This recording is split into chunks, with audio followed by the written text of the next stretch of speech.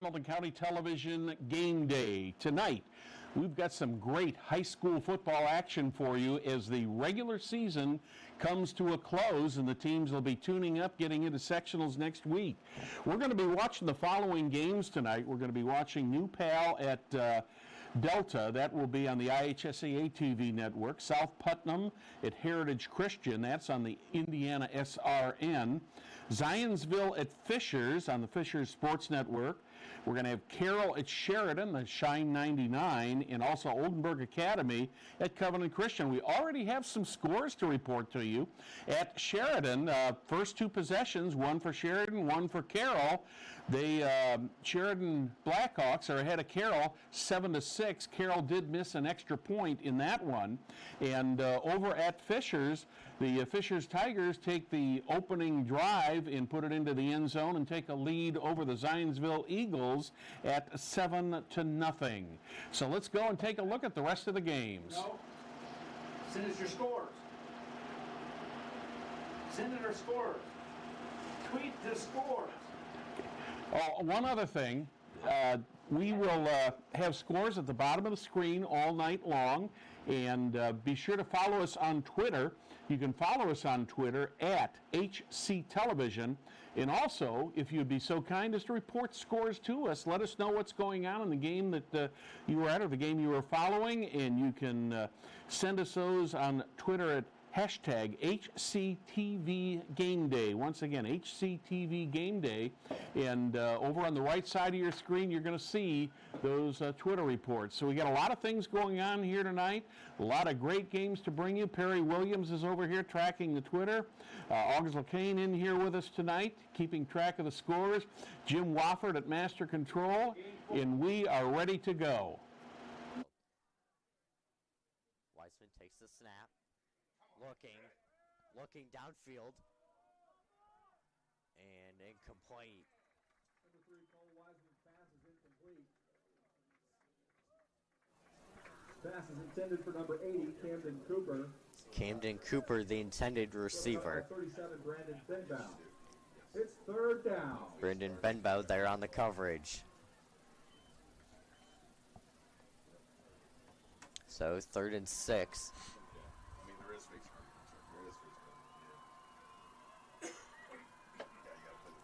Weissman takes the snap, screen pass, and he's got room. Grant Wetzel there, and the ball came loose, and the Tigers recover. Cole Wiseman's pass is complete to number 19, Trey Firestone. There is a fumble on the play, and Fishers has recovered. That was recovered by Jackson Dunn.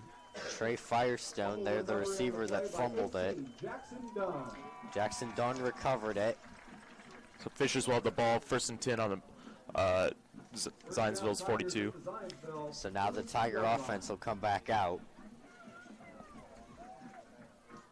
So let's see if the Tigers offense will score another touchdown like they did on their last drive. Scally in the backfield in the I formation. I formation. 2 receivers to Rue's right, 1 to his left. He takes the snap, handoff to Dylan Scally, and the Eagles defenders meet Scally right there at the line of scrimmage. Tackled by 43, Garrett Williamson, and 36, Zach Mullins. It's 2nd down. 2nd down, and 10 for the Tigers after no gain by Dylan Scally. So now the Tigers send Jeffrey Simmons and Colin McPeak to Rue's right. Rue takes the snap, handoff to Dylan Scally. Tigers going with a fast-paced offense in this game. Gain of about 3 or 4. Number 9, Davis Moore, and number 43, Garrett Williamson on the tackle. 3rd and 6 on the Zionsville's 42-yard line. 38. So now Rue getting everybody lined up. Nick Lease to the left. Simmons and McPeak to the right. Scally in the backfield. Rue takes the snap, back to throw for Nick Leith, and that is caught short of the 1st down. About 4th and 2. This is an interesting situation where the Fishers will go for it here, and they'll elect to. 4th and 2 looks like they're going to go for it. Yep. we saw last night on a 4th and 1, Patrick Mahomes got injured on a quarterback sneak. Do you think that after seeing that play last night, that might change the play call here? I mean, possibly, but I still think Fishers might go with the QB draw or even just halfback draw. Rue, man in motion, takes the snap, hand off to Dylan Scally, and looks like that'll be enough to get the first down. And that's a Fishers first down. Yes, first down Tigers. So the drive continues after the 4th down conversion. Tigers have the ball on the 31. Jeff Garrett on the tackle for the Eagles. Jeff Garrett on the tackle for Zionsville.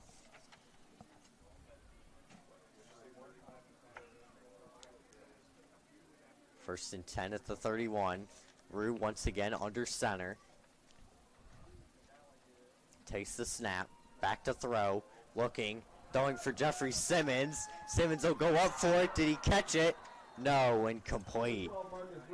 Man, he almost had it in that corner of the end zone. Great coverage by Zionsville there. Get it up, get it in the hands of the receiver.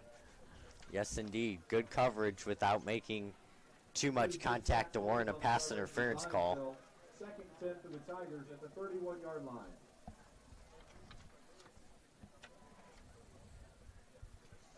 So second and 10, 6:16 to go in the first quarter. Two receivers to Rowe's right, one to his left. Rue, and flag down. 20, all he says is go, and everybody else blocks inside. Once you block inside, the outside is wide open. He little footsteps there to make sure he stays in bounds. Pretty impressive play. Nice scoring drive at 8:52 to play. Still 7-0. And you mentioned Milton kind of pampered the seniors there on that first drive. Ended off with the sophomore by Colton Brown, but you know, it's going to be senior night. I expect the seniors to have a lot of touches here on the offensive or the defensive side as we look at Max Milton. You know, as you see, his percentage is really good on the year so far. Add another touchdown to that 20, so 21 total touchdowns, only 5 interceptions. He will tell you the 5 interceptions are not his fault. But every quarterback says that. That's right. We have an update. Lutheran just scored in 30 seconds to make the score 7-6. I think that might be a shootout tonight, CJ. You know, you just mentioned an upset possibly brewing there, so we'll pay close attention to that game as waiting for the official word from the officials here. Here's Christian is set to kick the ball off. The ball is marked at the 40-yard line. Back to receive for South Putnam. Often Frank Central on that pretty long touchdown run. And Rue gets the play call from head coach Rick Wimmer and takes it into the huddle.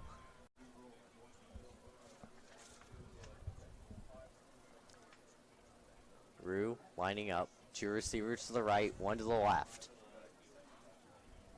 The Eagles playing a 4-3 defense. Rue takes the snap, back to throw, and will pass to Matt Noble, who gains a couple. Number 12, Marcus Bruce, pass complete to number 5, Matt Noble. He's tripped up by number 4, Will Veet. Will Veet on the tackle for the Eagles, 4th down and 4. Let's see if the Tigers go for it again, or if they send Jack Phillips out there. They're going to go for it. 4th and 4. And the Tigers will go for it. Just over 5 minutes to play in the first quarter. 4th and 4 on the 25. Not a bad spot to go for it. Rue under center. Takes the snap. Back to throw. And it's picked off. Picked off by the Eagles. And he's got room. He jukes Matt Noble. Marcus Rue brings him down. A touchdown saving tackle by Marcus Rue. Last year in this game, Tigers now backup quarterback, then start. Great legs under him. Again, you know, all season, he just continues to get more and more confident, obviously in the backfield. And every single week, for a sophomore starting, you know, his first season. I mean, Blackhawks, at least for the next 2 years and then the rest of this season, I think they're in good hands. Oh, I think so as well. He'll continue to grow and figure some more things out, and he's got a great career ahead of him. So 1st and 10, ball at the 25-yard line. It is going to be a give to Clausen. He just lowers his head, hits his hole hard, gets all the way out to about the 19-yard line, maybe the 18. He knocked the defenders back 2 yards. Gets all the way out to the 18-yard line. It'll bring up 2nd and 3. Good run. It's a heck of a run. Yeah, Clausen gets that ball, and he's just on a one-track mind, runs straight. There's no stopping. He's a wrecking ball. Yeah. He's not a big guy, but he's able to get those He yards. runs like a big guy. Yeah, he does. Devaney again going to go under center. He is going to be again to Clausen. He hits that hole just as hard as he did last time. It'll bring up another 1st down. He just smacks the hole, man. He just rolls through like a freight train. Yeah. These Blackhawks running with a purpose here tonight. Hey, they keep running like this. I mean, this is what you want. Absolutely. You know, nice little run, control the clock a little bit. You know, answering back. That's what we were lacking, was answering back with points. And the Blackhawks so far tonight are a completely different team again. The 1st and 10 at the 13-yard line. He's going to keep it himself again. Hits that corner again, and he's met right at the 19-yard line. Got stuck a little bit. Whew. Or, I'm sorry, the 9-yard line. Just found a wall. They've run that play several times here tonight. Yeah.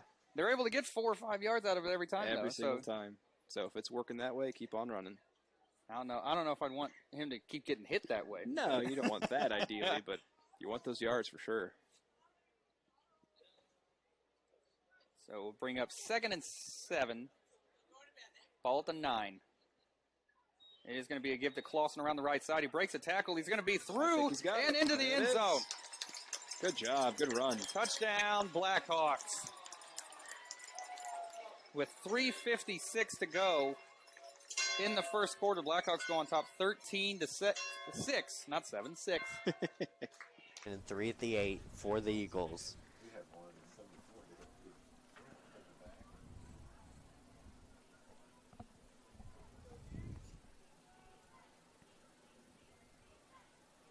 Here's the snap. Wiseman hands it off to Price. And the Tigers defense right there. Tackle by 91, Josh Ivey. Josh Ivey there on the tackle. And plays blown dead. Yeah, it's close to the 1st down. They're looking at it. They're going to look at the spot. Officials time out for a measurement. They are going to measure, so the chain gang will come out. Even with all the electronics, Luke, that exists nowadays, one thing you still have in football, the chain gang.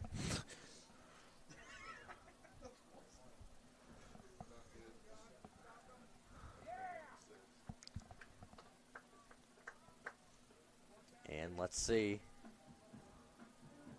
After the measurement, it's 3rd and 1 at the 6-yard line. 3rd and 1 at the 6. So he is short of the 1st down.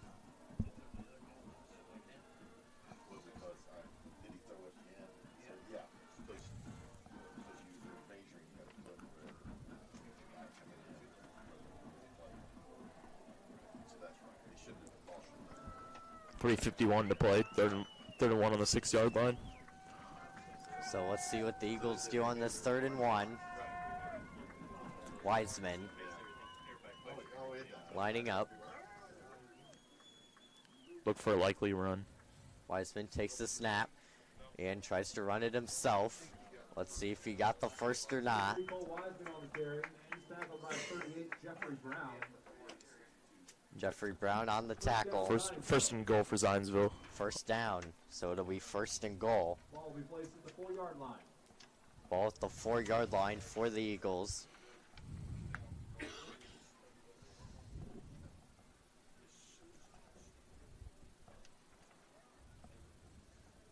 So Wiseman lining up in a very similar formation to the last play. He takes the snap, will throw for the end zone. Incomplete, flag down. Looks like this will be pass interference. So that'll put the ball at the 1 since the foul occurred in the end zone.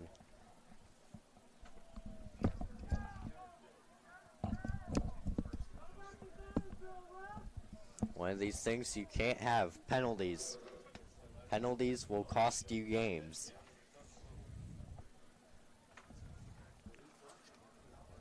For sure, those will come back and haunt you most of the time. Fisher's calling for pass interference on the play. Yes, pass interference. So that'll put the ball at the 2-yard line, half the distance to the goal, so 1st and goal. At the 2. Wiseman hands off to Colin Price. Touchdown, Eagles. Touchdown, Zionsville. Great drive there by Zionsville, just Number 33, Colin Price. On one play at a time, taking yards away. That's Colin Price's 11th rushing touchdown of the season, and he. Wow. I didn't know that the Cougars were able to throw the ball the way that they have. You know, from what I was understanding, they were more of a balanced team that could pass if they needed to, but they weren't reliant on the pass. And so far, 2 in a row. Quarterback Grady Lytle. Oh, I'm sorry, that's Heath Richardson. Has a great arm here tonight. And he's going to be stopped again. They might have actually lost a half yard. Yeah, I think they did. Good job by the Blackhawks, really staying the ground there. He'll bring up 2nd and goal from, again, about the 1. Just shy of 3 minutes left here in the first quarter. Blackhawk defense really needs to come up with a stop after giving up 2 big pass plays. Yeah, you can't really give up touchdowns like that. It's going to be a handoff around the left side. He's going to walk into the end zone. Touchdown, Cougars. With 2:39 to go in the first. We've already got 4 touchdowns on the board. It's rapid fire so far. Yeah. Which we've seen that before this year as well. Yeah, we've seen that several times. This has been a typical-ish start here for the Blackhawks. Blackhawk defense is going to have to figure out some way to slow down that passing attack. As long as they can keep attacking and putting points back up on the board, you got it. Stone takes a snap, steps up in the pocket, has a strong arm. He's going to use it. Looking for Switzer. Complete to the 35, inside the 30 to the 25. Great pitch and catch from Stone to Switzer. Momentum now moving to South Putnam side, inside Heritage Christian territory. Great pass there. Great defense, though. He had the receiver covered, did a nice job, and the quarterback just laid down a nice little soft touch. Look at this. Look at the time that he has, and he just hauls this all the way down. Good defense right there. Excellent job. You saw him step up in the pocket. Quarterbacks don't do that. They get flustered and tend to run to the outside. Good pocket awareness there by Stone. Right. When you step up, the good things are going to happen to you. So after the big play, South Putnam looking to put points on the board inside the 25-yard line. 3 receivers to the top of your screen. Pistol formation for Stone. Linebackers creeping towards the line of scrimmage, and before we can get the play underway, I think you might have a delay of game here. the refs are huddling up, so we'll see what the play is, or what the ruling is going to be called. And it is going to be a delay of game, as, you know, Coach, that can get Coach a little frustrated. You know, delay of game, you see the play clock directly right in front of you. You got to know when to get that play, when that play snapped. Well, the other thing is you just threw the ball 45 yards. You're ready for play clock starts once that ball is set. So you got to run down to the line. 40 seconds is not that long when you have to do a 40-yard sprint. So marking back to the 28-yard line. Again, same formation, 3 receivers to the top of your screen, 1 to the bottom. Pistol formation, hands off to the running back, who breaks a couple tackles. Welcome back to Game Day. A couple score updates for you here. A lot of scoring going on already up at Sheridan. It's 13-6. Sheridan over Carroll in the first quarter. Down at Lawrence Central, the Carmel Greyhounds are ahead of the Lawrence Central 10-7. Up in Fort Wayne South is behind Fort Wayne Homestead 14-0. At Heritage Christian's ahead of South Putt 13-0. And Westfield over Franklin Central 7-0. Also a tie at Fishers 7-7. Zionsville and Fishers. Let's go back to the action. South Putnam in goal. They're inside the red zone. I tell you what, South Putnam got fired up. Somebody said something on the sideline, and they have played very, very well the last 3 or 4 minutes here. That pass is completed to his wide receiver, Xavier Langley. So now their first and goal opportunity for South Putnam. Just 5 minutes to go here in the first, alongside Keith Myers. I am Charles Benberry. South Putnam down 13-0, as you can see on your screen, looking to put 6 on the board with the pistol formation. It's a quarterback keep from Stone, and he's not going to go anywhere. Good read by the linebacker, Peyton Brown there. Touchdown, Blackhawks. What a run. What a catch. What a throw. Caden Hunter, sophomore for the Blackhawks, just beat his man down the field. Beat him big time. Was able to run into the end zone. You know, I enjoyed that calm little stutter step there towards the end to make that guy miss. Yeah, very well. Running with control. Very well drawn up play. Yeah. Very well executed. That was a long ball, too. Blackhawk offense has figured out something. Yeah, they have. They haven't been able to have a lot of success the last 2 weeks. It's time to make up for all those points lost last 2 weeks. 3 touchdowns in the first quarter here. They are going to go for 2, though. He's going to keep it himself. He's trying to get the corner. He's going to spin and get in there. Good job. Excellent job by quarterback Silas Devaney on the keeper. Blackhawks with 1:48 to go in the first quarter. Blackhawks on top 21-14. You're watching Sheridan Football on Shine99TV.com. And a first down. South Putnam looking at their third down in the first half. To counter that, they're going to go 3 receivers top of your screen. Blitz seems to be coming from the right side. It's picked up. Throw to the right side is complete inside the 20. Doesn't get past the 19-yard line. The South Putnam, the pass is caught by look to be the wide receiver for South Putnam. I believe that's Leighton Workman, excuse me. It's going to be a 4th down. Esbel did a nice job of sealing that. Now, do you go for 3 here or do you go for the 6? They're going to go for 6. We'll see what Coach Sorrell wants to do. Watch for the screen pass here. It's a 4th and about 13 or 14, so they're going to need to get all the way to the 2-yard line for a first down. 5 on the play clock. Stone in the pistol formation takes a snap. Looks to throw left, now looks right, steps up in the pocket again, fumble. And he is sacked in the backfield. Ball did come loose, but it doesn't matter. Heritage Christian will take over at their own 25. Boy, he landed right onto that football. That ball popped straight up, landed right on it, and Heritage Christian takes over on turnovers on downs. Hey, Indiana SRN will bring you volleyball on the Indiana SRN radio network tomorrow afternoon. 1 o'clock start. I would tune in around 12:15, folks, to hear the Heritage Christian Eagles taking on the University Trailblazers right here on Indiana SRN, brought to you by our good friends at College Hunks and Movers. Milton in the shotgun formation looked to Got throw him. deep to Eckel, and it is complete. Eckel inside the 50, inside the 45, dragging 3 defenders, finally pushed back at the 45, but not before. Another long game from Milton to his receiver. You know, Eckel was dragging 3 guys with him. That's how strong that young man is. Yeah. Milton, what time he had. Here's the replay here. Good job by the offensive line. Look at he sealed the block, and here's Eckel. Look at this catch. Now, he just grabs the kid, and he just drags 1, 2, and then finally the third guy tackles up on him.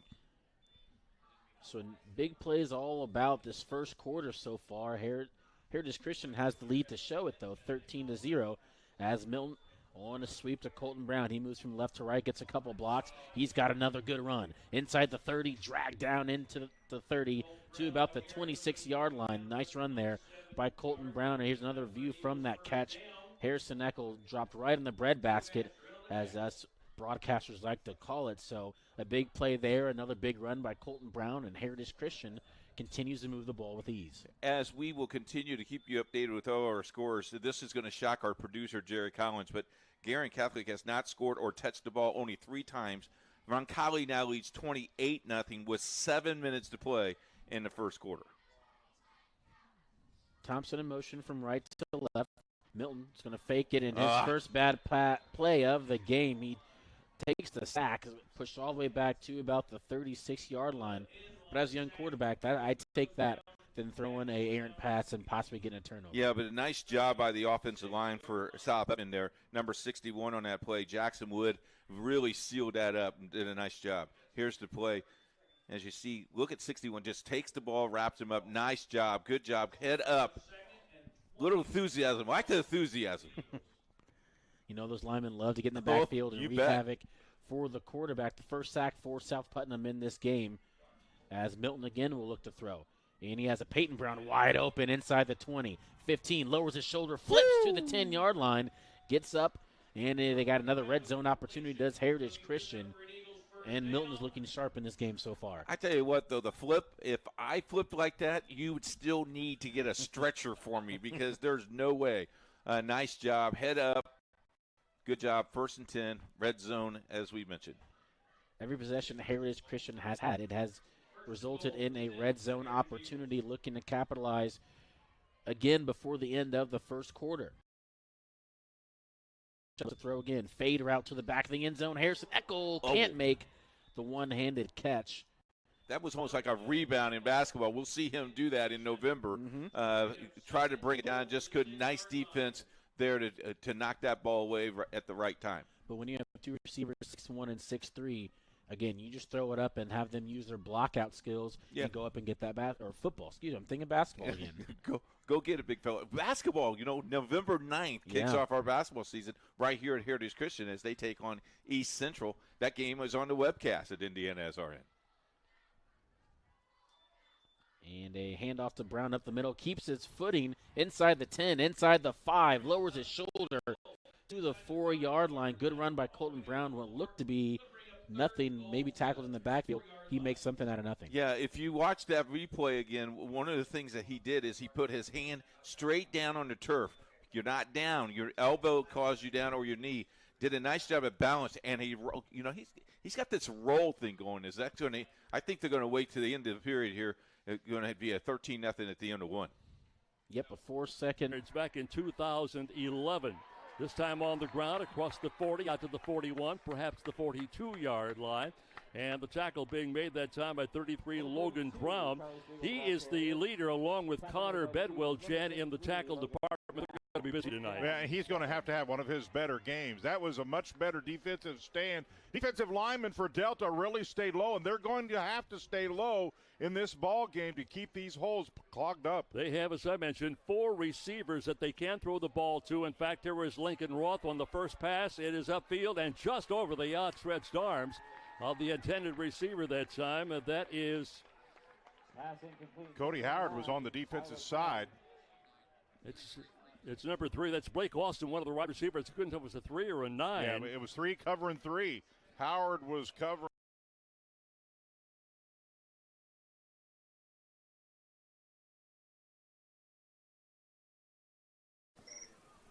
And the Tigers offense lining up.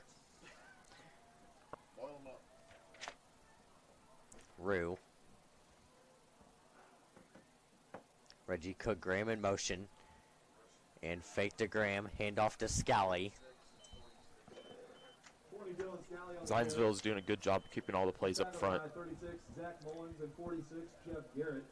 Zach Mullins and Jeff Garrett on the tackle for the Eagles. 3rd and 5. Let's see what the Tigers will do here on 3rd.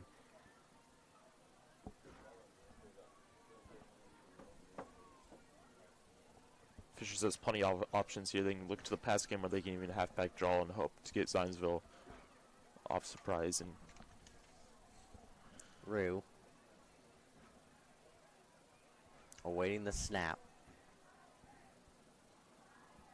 Rue takes the snap, back to throw, looking, rolling. Rue's going to take it himself and fumbled. The ball came out, and let's see who recovered. Looks like Wyatt Puff was on the recovery for Fishers. Yeah, looks like the Tigers were able to keep it. Correction, Hayden Tobias. Yeah. That took away a really great play from Marcus Rue. Jack Phillips on the now punt. 4th down. So Jack Phillips will punt for the Tigers. Phillips. And that is caught and wrapped up.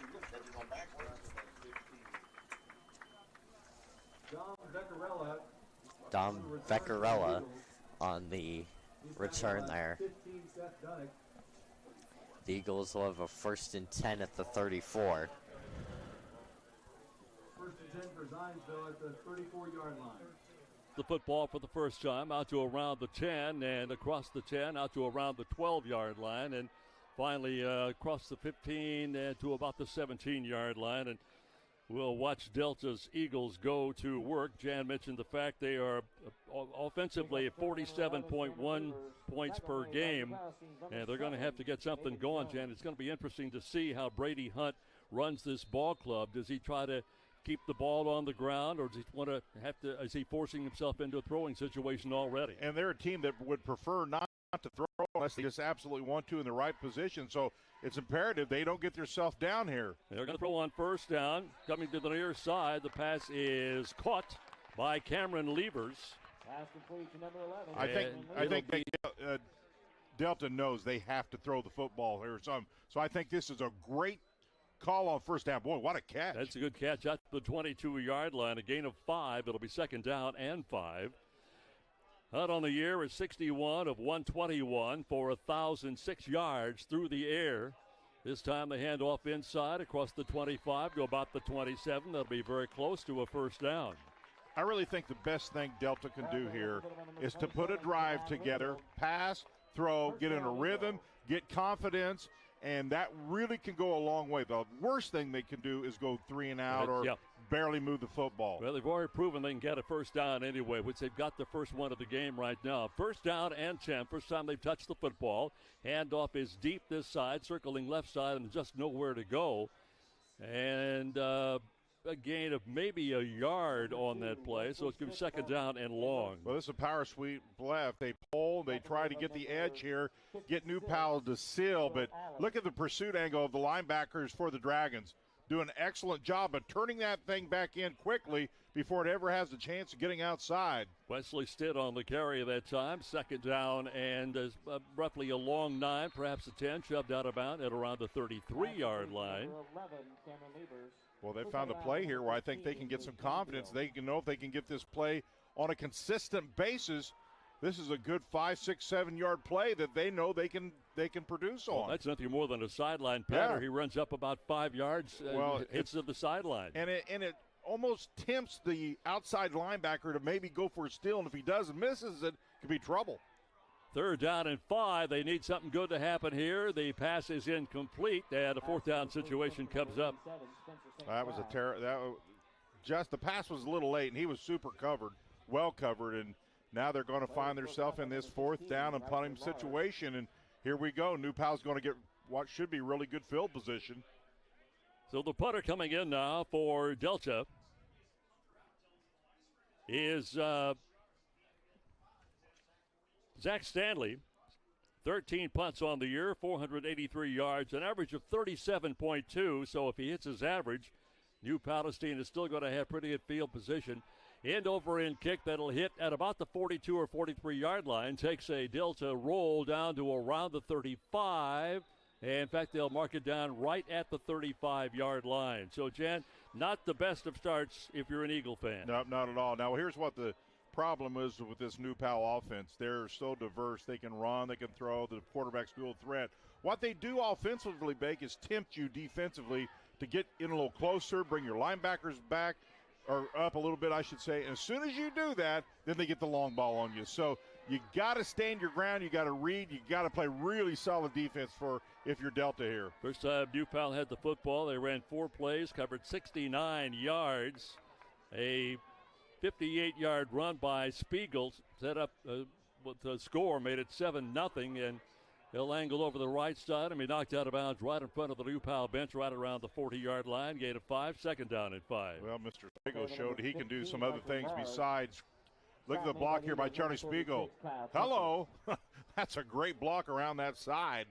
Luke Canfield and Devin Hill will get some carries in the backfield. Canfield wearing number 13, Hill number 35. First quarter with 8:43 to go, and already a New Powell lead at 7-0. And up the middle they go again, out to the 45 and across the 45, out to around the 46, perhaps the 47-yard line. That's going to be good enough for another first down. Well, regardless if it's Charlie Spiegel or who it is, if you've got a strong, powerful runner like Charlie Spiegel, you don't tackle high. They're just not going to happen. You mentioned that Charlie spent a couple of years here at Delta. And in fact, when his father got a job and had to move to New Pal, he wanted to stay here with Grandma, which would have been perfectly legal. And Mom said, I guess she wavered for a while. There's across 50 into Delta territory. finally decided, no, I don't think I want to be that far away from my son. So she moved he and his two brothers, who were also on the squad, down to New Pal. Yeah, but how can you leave Grandma's cooking? Come on. I'd stay with Grandma all day long. You betcha. It's the food. Gain of 5, second down and 5. So he transferred. Now is 934, adds a 7 to it, 6 to it, 940 points. Here's the pass caught on the near side at about the 45-yard line. Reception by Brody Luker, one of the backup wide receivers. He is number 2 to Brett Law in scoring, who played at Sheridan from 89 to 92. He is atop the list at 952, so if Charlie has a normal Charlie night tonight, he could end up being the all-time leading scorer in the state. Very well could happen tonight. That's a pretty good tackle by Delta, but still plenty for a first down. They've got to really tighten it up here defensively. First down for the 43-yard line. They'll come to the near side this time and be brought down at about the 36-yard line. Now let's take a look at this. Here's my point from a defense. Look where he tries to tackle. Here's the hit, up high. Yep. See, you've got to get down around a strong runner's legs, because you hit up there. It's not that you won't tackle them. You're going to allow them to pull you an extra 2 to 3 yards in the process. So it'll be a second down and about 3 yards to go for the first down. And back to throw, and they had pressure that time, firing on the run, got a receiver upfield. It is going to be incomplete. They had the man upfield that time, and Riker large. And it'll be third down coming up. Levers again on the man-to-man coverage and really does a great job. He never takes his head away from, knows exactly where the football, because that's dangerous down there.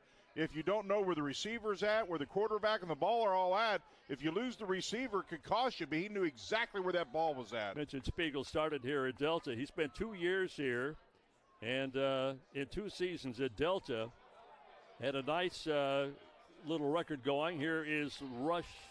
Here's Roth around the right side, down to around the 30. And they'll move the chains again. This will be the third first down of the drive.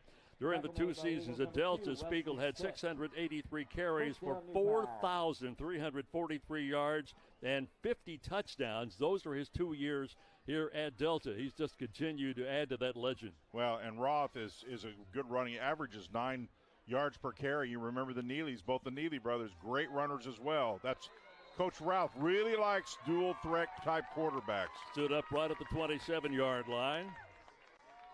And a second down coming up with the clock about halfway through this opening quarter. See, here's 3 yards before really he ever gets a good stop. I think that was Brandon Edwards coming in on the defensive stop that time for Delta. New Pal, it's no surprise, Dan, they're on the ground. In the win over Newcastle last week, 68-6, all of the Dragons' yards, 365 of them, were on the ground. They'll try the right side. The last effort might have got a first down. Roth threw 4 passes, did not complete any of them last week. So their ground game was on fire with 365 yards total offense. As the game progresses and as we get, I'm sure, a lot of looks at Charlie Spiegel will point out a lot of things he does so well. He's as good in the open field of avoiding tackles or getting a one-on-one and breaking that tackle really as I've seen in a long while. So Spiegel sets up in the backfield along with the shotgun of Lincoln Roth. And a hard fought a couple of yards again, down perhaps inside the 20 to the 19, maybe even the 18-yard line. Good job by Parker Jesse, number 56. One of the seniors on this Delta defense. Much better job this time. And they'll move the chain gang again. Yep, still enough for a first down, though. Yep, 4th first down of the drive for New Pal. Spiegel has had just a terrific year, and here he circles right side, gets out of the grasp initially of Riley Wooden, who leads the ball club in sacks. He finally did drag him down with some help over there by Cody Howard. Let's take a look at Charlie Spiegel again. See, there's that, I talked about a one-on-one tackle. He's got great arm strength and can just really force you away from him. The other thing he does, as powerful and quick as he really sees the field and knows when to hesitate and kick it in. New Pal is 24th in the state in scoring, 11th in the state on defense, and number 1 in the state in average margin. Their average win is 47.6 points per game. Here's a pass coming out to the near side to Lukers, incomplete. Yeah, again, pretty good coverage, one-on-one coverage. Timed it beautifully. That's number 8 for Delta Big. That is Trevor Edgerton. Edgerton on that. He's now made 2 or 3 really good breakups in that man-to-man coverage. 13th play of this drive with a 3rd down and 6. And they are going to get the 6 and more inside the 5 down to the 4-yard line. Spiegel again. So it's going to be 1st down and goal inside the 5. So here he goes. There's 1 hit, 2 hits, and now finally 3, but not until there's a 7-yard gain. Charlie Spiegel, as you talked about, averages 10.6 yards per carry every time he touches the football. Came into the game with 934 points, added 6 more, now 940. Needs 952 to pass Brett Law out of Sheridan. And is not going to get it on this play with the 1st down and goal from the 4. I've heard running back coaches talk about this to their running backs. You refuse to go down. Just refuse to go down. Look at that effort. Should have went down, but did not. He just refuses to go down. Let's see where they spotted Jan. Probably around the 2. Yeah, that's where they've got it set down right now. So Lincoln Ross stays in at quarterback, stays in the shotgun position. Spiegel sets up on the right hip, gets the handoff, and will be knocked down at about the 1-yard line. Yeah, there was the hit. That's what you got to do if you're Delta. Make a statement. Clean, beautiful hit here from the defensive line. Let's see if we can see who did it. Hard to tell on that miss down there. Maybe 73. Yeah, that's Braxton Edwards again. And that's what you got to do. And here we go. And they stopped him again. There you go. See, good hitting is contagious. Now all of a sudden, Delta's defense is really into it. And 2 really good hits. Take a look again. Getting off the football. You see it. And this is a linebacker who nobody from New Pal caught. He was untouched. So they have 6. They run 16 plays. And he stopped again. And they've got him. Oh, my. There's a statement defensively. Number 3 is Cody Howard coming off the field. Take a look. This is 3 stops in the red zone. I'm not sure that's happened to New Pal all year. But that's exactly what Delta needed. They needed a spark, and they got it defensively. Really one of the more difficult places to play football and stop offenses is down there in the 2 or 3 yard line. Outstanding defense by Delta. Lincoln Roth on the carry. We talked about Delta. Defensively, it's a pretty effective ball club, at least points-wise. They will start now on their own 2-yard line. Throwing and trying to get a bunch of it. Got a receiver upfield. And incomplete. Pass intended. Sitting in the middle of the field. So now Jack Phillips on for the PAT. That was great field vision by Marcus Rue, finding his guy wide open. Phillips looking to tie the game with the PAT. It's good. We are all tied up with 3:39 to go in the 2nd quarter. So Delta kind of fired up after that terrific defensive stand. Will hit it up over the left tackle, maybe get a yard. Now, Chad, the problem we've got now is they don't get that 1st down. They're going to really give New Pal some terrific field position. Yeah, and you don't want to make a mistake here as well and cost yourself. So this is a tough call by the offensive coordinator for Delta. You got 3rd and long. Looks right. It's going to throw right. Scrambles back against the has receiver open. Wide open. Touchdown, South Putnam.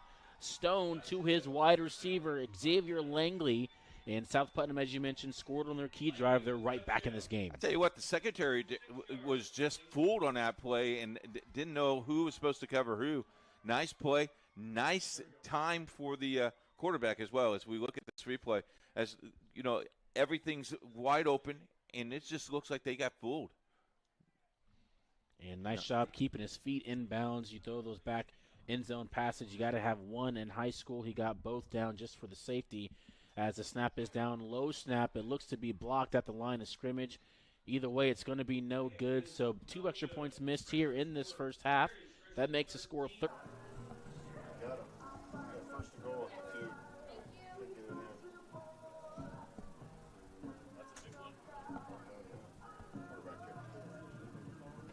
So we're awaiting the kickoff from Jack Phillips.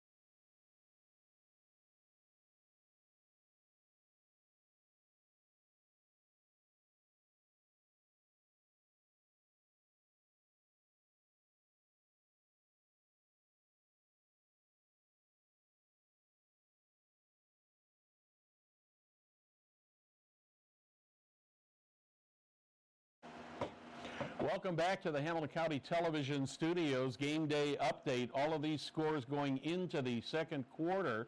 At Avon, the Orioles are ahead of the Millers 6-0. 7-0 North Central over Ben Davis. In the second quarter, Hamilton Southeastern, a 4-point lead over Brownsburg at 7-3. Down at Cathedral, Center Grove with a 3-point lead over Cathedral. Zionsville and Fishers, they're all tied up in the second at 14 apiece. Franklin Central behind Westfield 7-0. Heritage Christian, the South Putnam team, just scored on them, now 13-6 in the second quarter. Big game up in Fort Wayne. The Fort Wayne Homestead Spartans over the Southside Archers 28-0. Fort Wayne Homestead is who the Millers will entertain next week in game one of the sectional. We also have Lawrence Central at Carmel. Carmel is ahead in that one 10-7. Big game over at Ron Colley. Ron Colley over Guerin Catholic 28-0. Carroll and Sheridan are all, it's Carroll 14, Sheridan let me start again.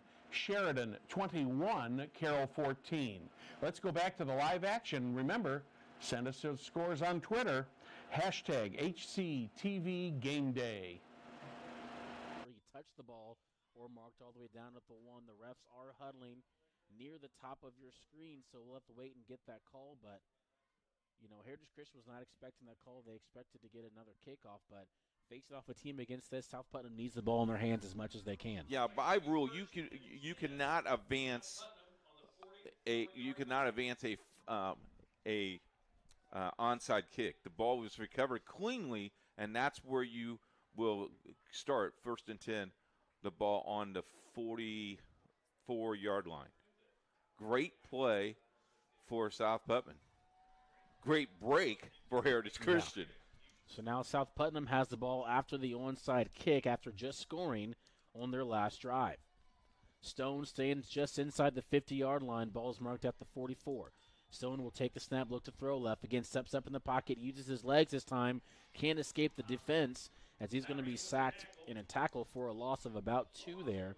Good job defensively by Heritage Christian. Yeah, now if you're Heritage Christian, what you need to do is make sure you defend the trips over here. That there was 3 guys onto the wide side of the field, and they were wide open. So, again, you got to really make the play here defensively with 4:05 to play in the first half. 10 seconds left on the play clock. South Putnam just breaks their huddle. 2 receivers to the top of your screen, 2 to the bottom, another pistol formation. Fumble the snap is Stone, and he wisely just hops on it. Yeah. So now they're marked behind their 50-yard line in their own territory. So after the onside kick, Keith, it looked like they had momentum, and now they're just moving backwards. Yeah, and if you're a coach, that's where you get really frustrated because here's 2 plays now that you could have really made some noise here, and you just failed to really put together something that you should have really been fired up for. So interesting here. This is big 3rd down here for not only for Heritage Christian, but also for South Putnam. Let's see what they got here. It's a 3rd and a mile. As Stone will take the snap, look to throw left, does throw left, complete to his receiver, past line of scrimmage to the 40-yard line, and he's going to be knocked out of bounds there. So at least it's a 4th and manageable. If they do decide to go for it, give him about 5 yards. So he picked up about 15 on that pitch and catch. It's going to be 4th and 5. They're going to say 4th and 6 on the scoreboard. So at least if it's a 4th down now, it's more manageable than if it would be a 4th and incomplete. Yeah, and the neat thing is the good thing here is the clock is running. So if you're Heritage Christian, the clock is running. You got to speed up the game a little bit here for South Putnam. Possible momentum shift here if they can get a 1st down here and a score to South Putnam. We'll see what they can do in a 4th and 6. Stone will take the snap. Look left, throw left, complete to his receiver. He looks like he got the first down? I don't think he's going to give him the first down. They're going to. Oh, this is close. Short. Yep. They are going to give him the first as the top ref gives him the first down. So a gutsy call by Coach Terrell. He has 2 gutsy calls so far. He's 2 for 2. Momentum stays on South Putnam. Takes the snap. Hand off Price. And he'll be spotted at the 9. Looks like it'll be first and goal. First and goal on the 9-yard line. Yeah, first and goal at the 9-yard line. So the Eagles moving here on this drive, trying to get in the end zone right before the half. Now under a minute to play in the first half. I gotta see what I gotta do, man. Wiseman throws the fade pass to the end zone. Touchdown Eagles. Touchdown Zionsville. 5 minutes to go. Okay, Number 3, Cole Wiseman's pass is complete to number 7, Dom Veccarella. Veccarella really did a great job of getting separation on his defender there. 49 seconds to go in the first half. Chris Freeman on to attempt the PAT. And the Tigers will get the ball back with 49 seconds left in the second quarter, down by 6 or 7 pending the PAT from Freeman. And it is good. In that football out of Workman's hands. Yeah, again, the receiver wide open in the flat, and a good job of knocking it down. This is 4 down territory here, Charles. If I'm South Putnam's coach, I'm going not only for 3rd, but I'm also going down for 4th down here. A better pass that would have been a 1st down, maybe a little bit more. Yeah, a little bit more air on top of the ball. Yep. Might have been a touchdown, but as you mentioned, 4 down territory. They've got one more for the 4th. It's a 3rd and 9 here for South Putnam. Stone again looks left, feels the pressure, and he's going to be sacked. Good job, at the defense. 40-yard line. So now it makes this 4th down call maybe a little tougher for South Putnam. If it was manageable, I could see them going for it. Now it's a 4th and 15. And now we'll see if they bring the punting in or if you still want to go for it. I tell you what, the defensive coordinator of Heritage Christian's got to be really happy with his defensive line as we have a timeout. So it's 3rd down. And 9 yards to go for the first down. So a big third down situation again. There's the fake in the backfield. Rolling out is Hunt. Comes near side. Pass incomplete. Intended for Luke Belangi. So it's going to be 3 and out here. Well, this is a tough pass. You see Newpowell with all kinds of pressure. Now, see, here's a right-handed quarterback running left and then has to fall back. Really was never able to get his feet and plant them and get a solid arm on it. So Zach Stanley is going to come in for the 3rd time in the 3 possessions that Delta's had to punt the football. The last one was a pretty darn good punt that set him up in pretty good field position. Defensively, anyway. He will get it away from the 25-yard line. It's another nice one. It'll be taken right at the 30-yard line and a fair catch called for. You know, one of the... Punt this ball away. It's an excellent kick. It's a coughing kick, and it actually bounces out. I thought it was going a lot farther than it did. It actually went out at about the 23, maybe the 24. Officials walking all the way back to the 26 now. So not a deep kick, about maybe a 20-yard kick. Still pretty effective, though. Yeah. Pins him back a little bit. Pins him back deep. 1:56 to go in the half. Blackhawk defense will want to make sure they don't give up any of those big plays. That's been their crutch a lot of this season. Yeah, so far those the big breakaways, yeah. No matter who the opponent is, those big plays, that's how a lot of their opponents have scored this season. Richardson's going to come out in the shotgun. They got 4 wide. Takes the snap. He's rolling to his right. He's got a man out there. I don't know if they're going to say, I and think they it did say bounced. incomplete. They did Yeah. say incomplete. It's a good call. It'll bring up 2nd and 10. It's a well-placed ball.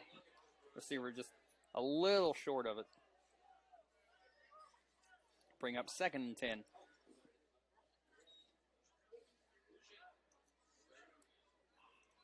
.147 to go in the half. Again, the Blackhawks will kick off at the start of the second half. So the Cougars are going to want to get down this field and get in the end zone and be able to double dip. Richardson awaits the shotgun snap. He gets it. He's looking to his right again. He's got a man streaking, and he's just not going to be able to get. Nope, just couldn't get it there. Again, underthrown. Good job by the Blackhawks, though, having that covered, though. I think the Cougars were hoping to get a flag on that play. That was I think clean. it was a clean, well-defended play. So bring up 3rd and 10. You can't fault the Blackhawks on that one. That was well covered. They'll bring up a big 3rd and 10 for the Cougars. They'll only run about maybe 12 seconds off this clock since getting the ball. If that. Blackhawks might have a chance here to get the ball back again before halftime. 3rd and 10. Got a man going to his right again. He makes the catch. It's that speedster he scored before. Gets all the way out to the 49 of the Blackhawks.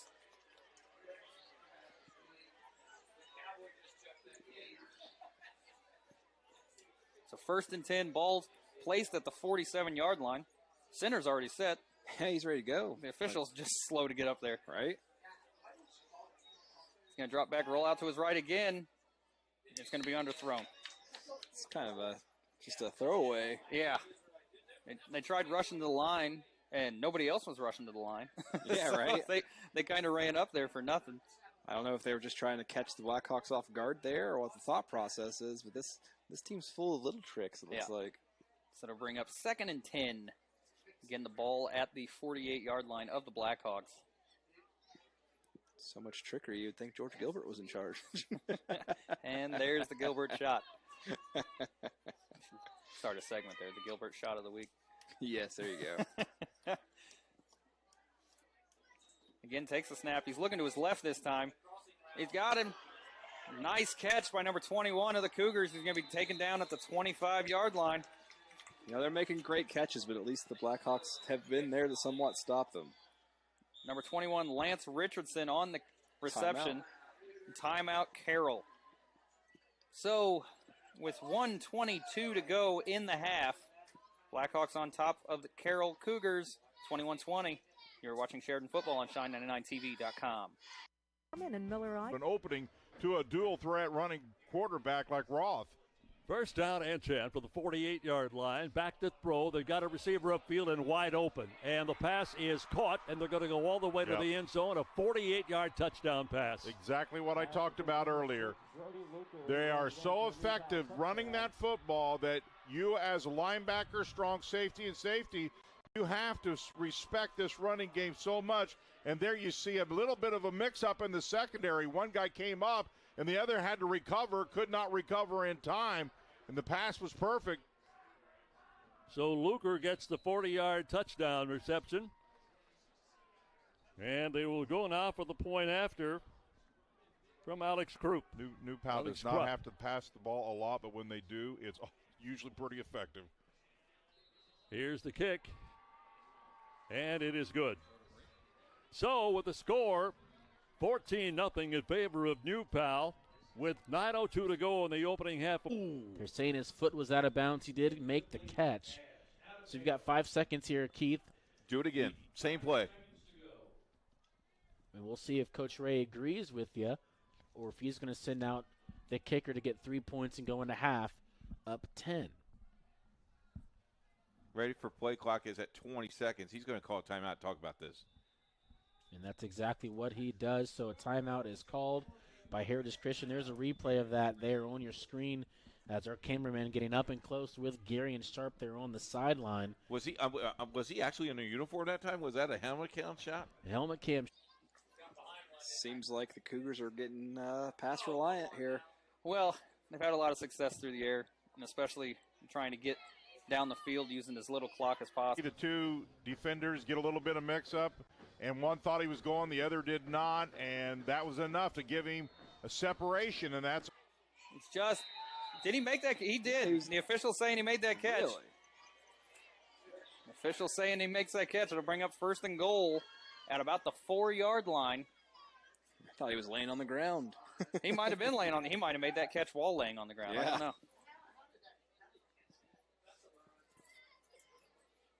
So again, the ball placed at the 4-yard line. It's going to be a run around the right. He gets tackled at about the 10. Excellent job by the Blackhawks. Silas Devaney does an excellent job getting in the backfield. Timeout Cougars. And it'll be the last timeout of the half used by the Cougars. So with 53 seconds to go in the half, Sheridan on top of the Cougars, 21-20. You're watching. 35-yard field goal attempt. The snap is down. The kick is up. It's good. And is good as time has expired. 16-6 is our halftime score. Heritage Christian leads over. In Delta territory. Keeper, Brady Hunt. Check it, Logan Roth over the left side. Got about 4 yards that time. 2nd down and 6. That just turns the game upside down. It absolutely can. Now the pressure is on this Delta defense, and you as a defensive unit sometimes are asked to do some amazing things. You've been out there one series and you go, uh-oh, we got to go back. You got to really, this is where your conditioning all through the year comes into play. They cannot allow another score here, Bakes. 2nd down and half a dozen yards to go. Up the middle goes Charlie again, down to the 30-yard line. A 2nd down. They tried running on 1st. He's looking to his right. He's got a man in the end zone. It's tipped. Did he catch it? It's incomplete. I was going to say, I thought he got his hands on it. Yeah, he definitely got his hands on it. Just wasn't able to bring it in. So bring up 3rd down and goal from the 10-yard line. Let's see what they do. They've had some success on a few plays running the ball. Yeah. I imagine they'll go back to the air again. But you're already in 4-play territory anyway, so. Let's see what they draw up here. Again, 3rd and goal. Ball placed at the 10-yard line.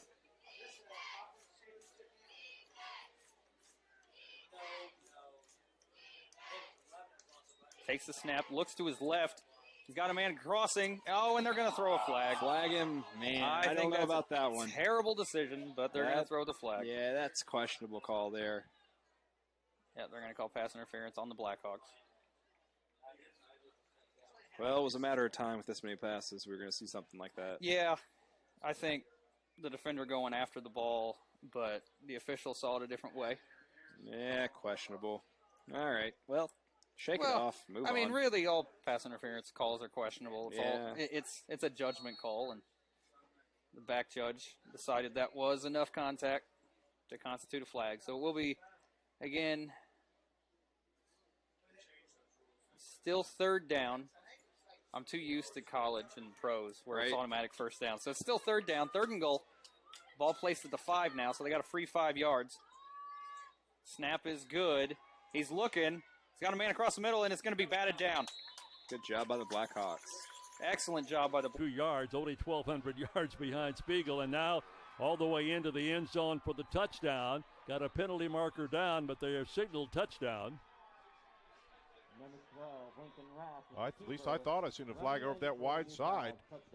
Well, they're going to call it a touchdown from Yeah, 17 maybe not. yards Apparently out. not. I thought I seen a flag there, but apparently not. My mistake. Roth on the keeper, gets in from 17 yards out. And once again, what New Pal do? Take a turnover and put it into points. They're as good as anybody in the state of doing that. Yet another point after attempt is up and it's on its way. And good. Take a look at it again, Jan. Well, you as we talked about, you have to make decisions and just split. He makes that catch. Got it. Touchdown, Cougars.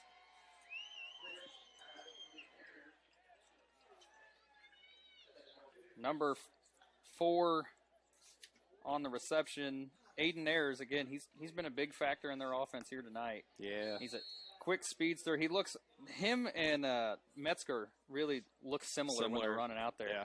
They got a similar running style. They're both around the same height, same build, all of them. That's why I keep getting confused every time I see him. Yeah, one's 5'6", one's 5'7". Practically the same guy. 26-21. They're going to go for 2 here. They've done it 3 straight drives now. He's going to roll out to his right. He doesn't have anybody. He's going to carry it himself. Oh, and my Starks God. just blows him up. He got blown up. Starks just erased him. They're on the verge of really letting this thing get out of hand, and they cannot afford to do that, Big. Well, New Paltz had the football 5 times, have scored 3 of the 5 times they've had the ball. Here's the kickoff, take it at the 10. Get that thing tucked in there. Coming near side, running room across There you the go. 40. Nice return that time of some 30 yards. Kickoff return by number 11, Cameron Levers. And Cameron Levers gets the kickoff return. He averages 38 yards per kickoff return. That was a good one there.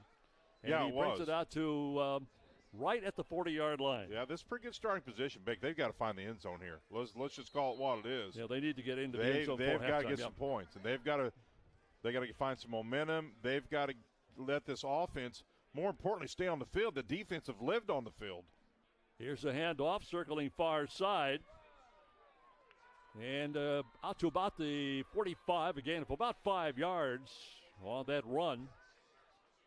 That's a good run. That's a good first down run. That's as good a first down run as Delta has had. That's a good 6-7 yards. And what they did was they got good blocking on that right edge. And once they did, then you get the extra 2 to 3 because of the great blocking on the sill on the edge of that right side. In fact, they gave him 6 down, so it's going to be a 2nd down and 4 yards to go for the first down. Setting up the backfield, Javon Whitfield. We have not called his name tonight until this series. Firing on the run. Pass is going to be intercepted at the 30 and brought down right there.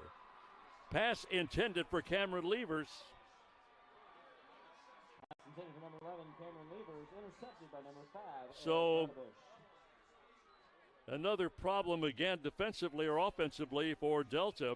They've had the ball 4 times, punted it 3 times, and now turned the ball over on a pass interception. Well, and what you start to do if you're not careful is you look up the scoreboard, you see your 3 scores down, so you start to push a little bit. Coaches push, players push, and yes, you have to push to a certain degree, but you can't get away from what you do and how you do it, or you get yourself in some trouble. So New Paltz will get the football now for the 6th time. They have scored, as I mentioned, on 3 of the previous 5 possessions. They are ranked number 1 in Class 5A.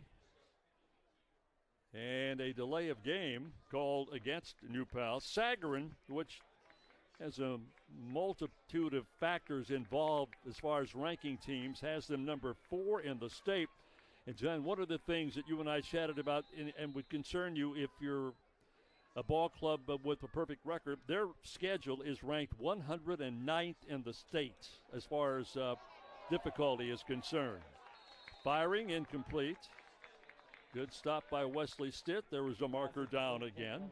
Yeah, and to your point here, you know, their conference is who it is, but New Paltz coming into tonight has only beaten 2 teams with winning record. That's Yorktown and Mount Vernon. That doesn't mean the other teams are not competitive, but it is what it is. You just have to play the schedule. So this is what we talked about in the opening, why this is such a good test for both these ball clubs going into the tournament. Well, they've called holding against New Paltz. Boy, if I'm Delta right now, I'm coming because for the first time, they can see the end zone. Somebody needs to make a play for Delta. Now's the time somebody step up and make a play. Well, let's see what Lincoln Roth can do to get this ball club moving forward here. Defensively, their defense has done a pretty nice job in this football game. They're backed up now to a 1st down and 30 back at the 11-yard line. And that defense doing a good job again. They'll stack them up at the 18-yard line. Off the bottom of the pile, Logan Drown. I mentioned he's one of the leading tacklers on this squad. Number 32, Charlie Spiegel, the ball carrier. So Spiegel again carries the football, gets some yardage. And defensively, it's a 2nd down and 23 now for the first down. Here is Roth wanting to throw on the 2nd down. Does. Ball batted away. Going to call pass interference. 2 guys were there. Number 20 is Connor Bedwell. And 11 is Cameron Levers. This is a bang-bang play, and the official thought there was too much, too quick contact out of Delta. Fans didn't like it on the Delta side. So the pass interference will be good for 15 yards, but it still will not give them enough yardage for a first down. Should be about 8 yards to go on a second down as they move the ball out to the 33.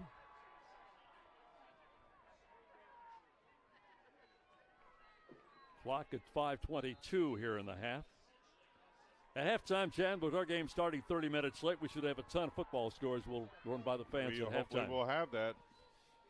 Roth out of the shotgun, handoff left side, Spiegel. Spiegel across the 40, out near midfield, down at the 49-yard line. That'll get the first down. That's a backbreaker there. He absolutely put this team on his back right here. Little flare run out that side, a read play for Charlie Spiegel, and he found an opening then and just turned it on, and it looks like a New Pal player is down. Back at the 32. Talking about these coaches, I mentioned Kyle Ralph, 82 and 4 in 7 years at the school. He's a graduate of St. Xavier High School over in Cincinnati, one of the powerhouses over there. Also, University of North Carolina, two-time All-ACC offensive lineman. He played very briefly with the Seattle Seahawks and the Carolina Panthers. Chris Overholt is a graduate of Delta High School, so he has come home to guide this ball club. Also a graduate of Ball State University. He was an assistant here at Jay County for some 7 years, getting his first head coaching job.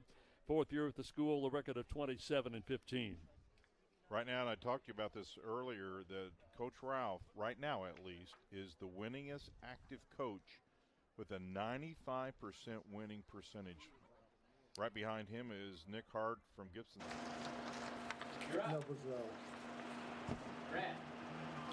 Hi again, everybody. Brad Silbert back here at Hamilton County Television Game Day Sports Central. Just getting some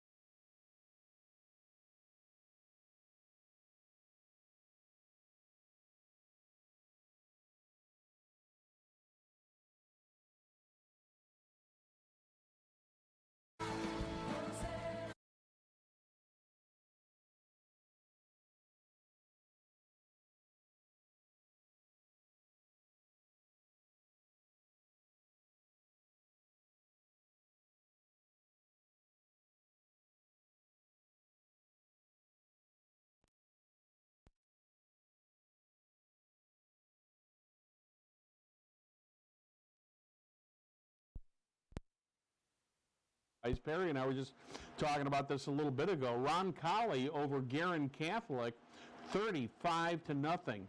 It's Sheridan at halftime. Carroll is ahead of Sheridan, 26-21. No score yet on Hamilton Heights and Twin Lakes. We're going back to New Pal and Delta. If the Dragons yet another first down, nothing more than a slant pattern setting it at the wideout spot. Delta, unfortunately, is in some trouble here. They have got to come up with some plays like they did early on in that first period where they made some stops, so they're going to get another score here from New Pal. Charlie again fakes the handoff, and it's kept by Roth, and he's got to be shoved back at about the 27 and 28-yard line. All kinds of bodies coming after him in there. Lane Carterman, one of the guys coming in defensively. Good stop by Delta. Yeah, Kyle Tempest, number 36, one of the first guys to get there. So a loss back to the 25. Second down and a dozen. wanting to throw. Got a receiver upfield and overthrew him, and we'll have pass interference again. A lot of contact there. In fact, may have even been tripped. It was Trevor Edgerton defensively, and some penalties are better than others because if he doesn't knock him down, it's probably a touchdown. It's probably a touchdown. Yeah. So, yeah, it's all things considered not a bad thing for Delta because separation was made, and it looked like he had a great shot at catching that. So we'll go half the distance. Should be about the 13. Yeah, that's where they put it down. Well, Bake, it's New Pal's offense for sure is living up to everything that as advertised, but really for me the storyline in the first half is the inability of Delta to run the football. They just have forced their defense to live on the field. From the 13, a first down at 10. Their side down to about the 10. Might have fallen forward at the quarterback, Lincoln Roth. They've had 4 first downs in this drive. They've really let Roth run the football a lot here in the second period. And the good news is he's got great ability to do that. The bad news is you kind of fall asleep on Spiegel, and that's not good either. Evan Conley on the tackle that time. The clock winding down to 3:10 to go in the half. 21-0 football game in favor of New Palestine. And stood up at the line of scrimmage. Maybe a move inside the 10 to about the 9-yard line. I'm impressed right now, Jen. I'll be honest with you. This Delta defense doing a pretty good job. Well, considering how long they've been out there, they've got to be a little bit gassed right now. They've lived on this field. Number 73, Braxton Edwards, the junior, continues to play pretty good defense here. 3rd down and 6. You can tell by Delta's body language, that front line, they've been out there a while. From the 9-yard line, around the left end is Riker Large, and Large will go in from 9 yards out. Little wrinkle here by New Pal. You're going to see the kick-out block here by Charlie Spiegel. Great block. That's all he needed in order to have the momentum to get in for another New Pal score.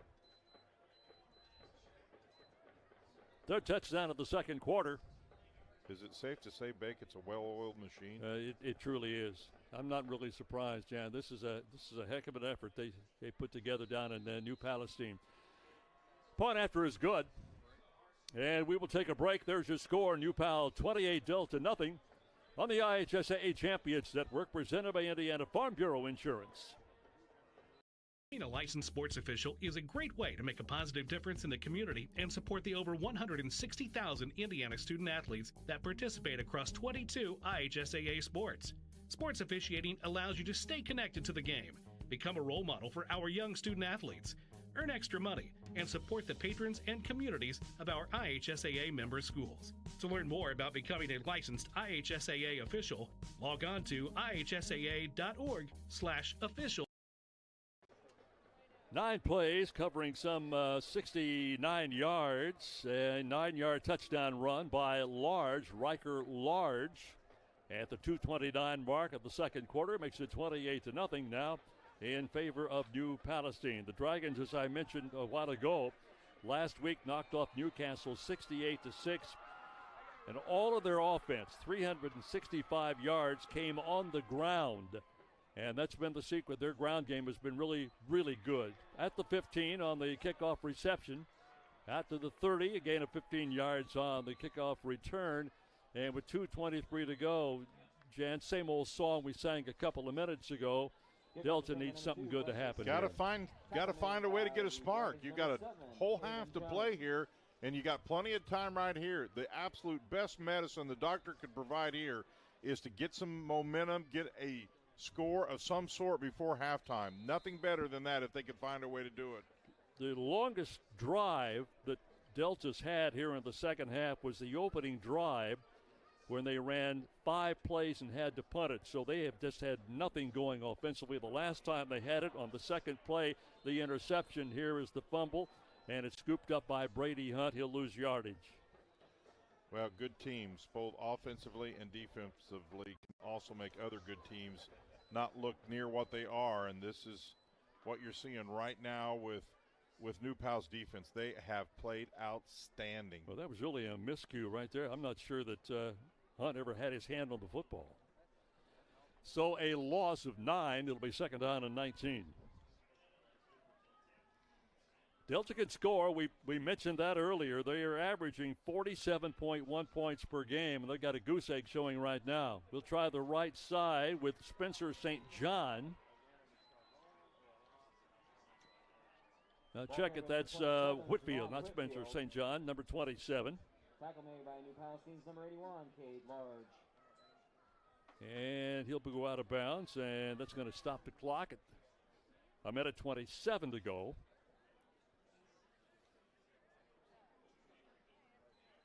And a third down and 19.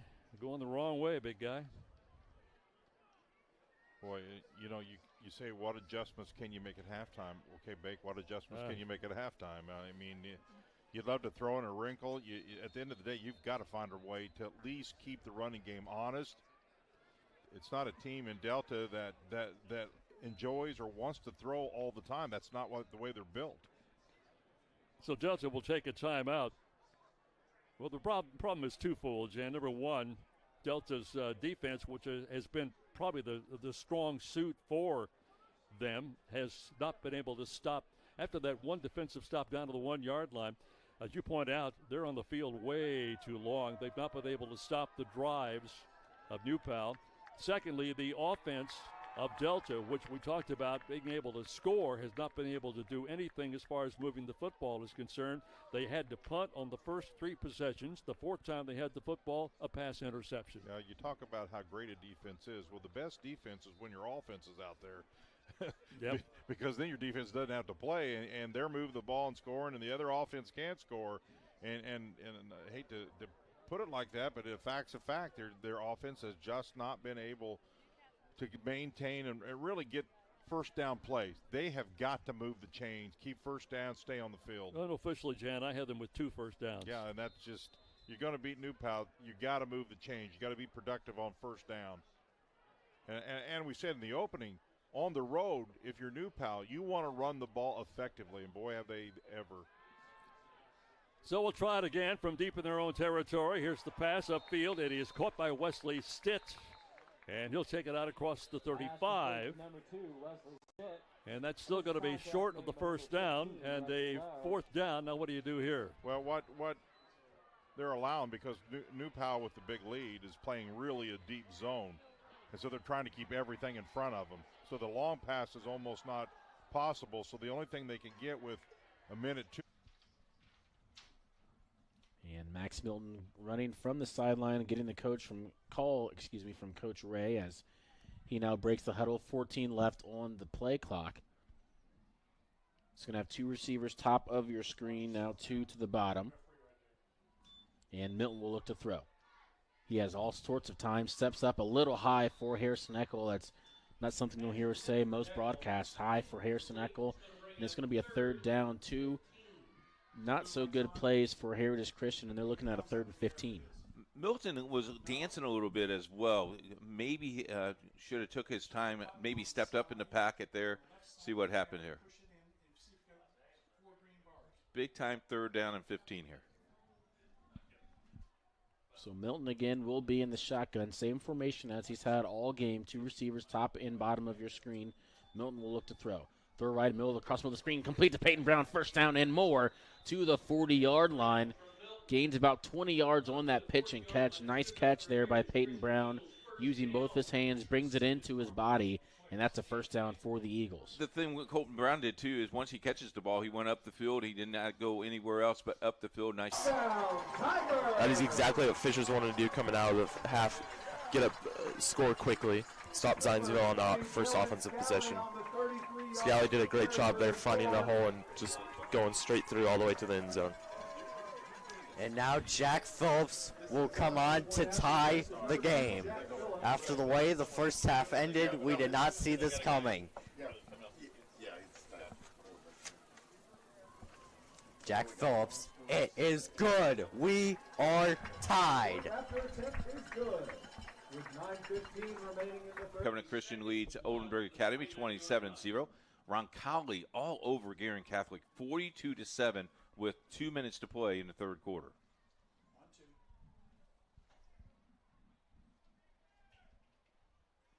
This is a good look here if you're watching at home. This is a great look. As you see the quarterback center exchange there. And the handoff is to Colton Brown. He gets a block to the outside, now cuts it up inside the 40-yard line, gets the first down all the way inside South Putnam territory. And we mentioned Brown didn't have a strong first half as we're used to seeing. He's touched the ball just about every play here in the second half. Yeah, nice job by the offensive line. I like the play call here for Heritage Christian, too. Keep the clock running because the clock is going to definitely be your friend late in the game. And we mentioned a fast-paced moving first half. So far, the second half has been the same exact way. Only stoppage has been a couple drop passes for Heritage Christian. Milton again, blitzish being shown, as you can see, and it's going to be brought by South Putnam. Milton gets it out in time over to Peyton Brown on the top of your screen, the left side. Brown fighting for some extra yardage, going to be stopped short of the 30-yard line. Mark him at about the 33. Heritage Christian, South Putnam at that time put 7 guys in the box, and as you said, they picked up the blitz very, very well. Nice pass and nice catch, and second down and about 4.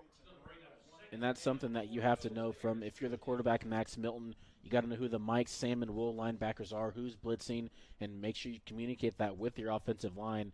They've done a nice job of that. Whenever South Putnam has brought the blitz, they've picked it up as they bring it here again. This time it forces Milton to scramble out of the pocket, throws down the field for a receiver, and he was looking for, I believe, Thompson. Yeah, I think he rushed that pass a little. He had plenty of time. Southport Cardinals' miracle season's continuing as they lead 17-16 at halftime. Winner of that game wins the Indiana Conference, and for Southport, that will be the first time they've won that conference since 2015. So we'll see if they can complete that. Here we have a 3rd and 4. Heritage Christian tossed to Colton Brown to the outside, cuts up the middle of the field inside the 30. He's got the first down and more. If you want a 3rd and short and you want to get it, you give the ball to Colton Brown. You know, he has such great vision as we got a player down on the field. And that looks to be Eckel. And that is Harrison Eckel, who is down in some pain as you see the players kneeling for that. And looks like 15 will be added on for a personal foul.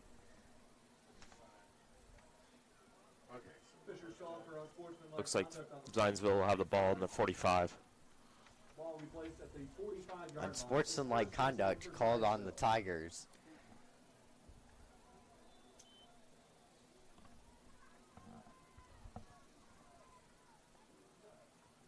Weisman hands off to Colin Price, and Price is stuffed. 33 Colin Price on the carry. He's brought down by number 91, Josh Ivey. Josh Ivey there on the tackle. Quick score update. HSC's up 21-10 on Brownsburg, and Carmel's up 10-7. Perfectly thrown, only where his guy can catch it. Absolutely well executed. Play action here. And when you have a back that's so successful, he is as much a decoy as he is productive when he runs it. Linebackers bite on the fake, and that was as pretty and effective a throw as you can do. So Luker gets his second touchdown reception, and coincidentally, they're both from 48 yards out. I told you Ralph wouldn't go to sleep. Nope, you're right. It's not in his DNA. Defensively, recognizing the screen pass, had Milton couldn't really go anywhere there and had to throw that ball away. It's going to be 2nd down and 10.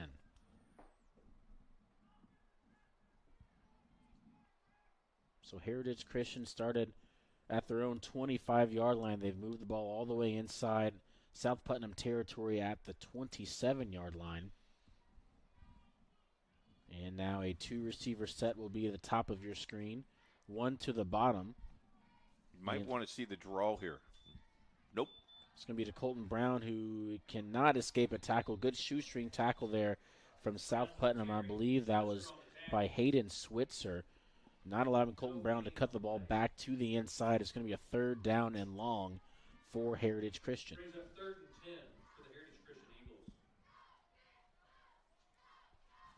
And they haven't faced many 3rd downs. Has Heritage Christian. They've done a good job converting third downs. They've only had 2 3-and-outs so far here in this game. They're looking to keep that streak alive as they have 10 seconds left on the play clock. Max Milton, 3 receivers to his left. He's going to take the snap, look left. Now fake throws to Gehrig on the slant, caught at the 20, trying to break some tackles, get some extra yardage. He's going to be tackled at the 18. Might be marking short. A yard short of the first down marker. So we'll see if Coach Ray wants to have it go for it on a 4th and 1 or kick another field goal with your kicker, Caleb King. You're going to go for this. Come on, Charles. Well, if I was a coach, I'd be down there getting paid. 4th down and 2, I'd go for it. And that is exactly what they are going to do. So Milton elects to have both Browns in the backfield, one to his right, one to his left. Colton's on his left. He hands off to Peyton. Peyton lowers his shoulder, gets all the way to the 15-yard line, first down, Heritage Christian. He's like a pinball.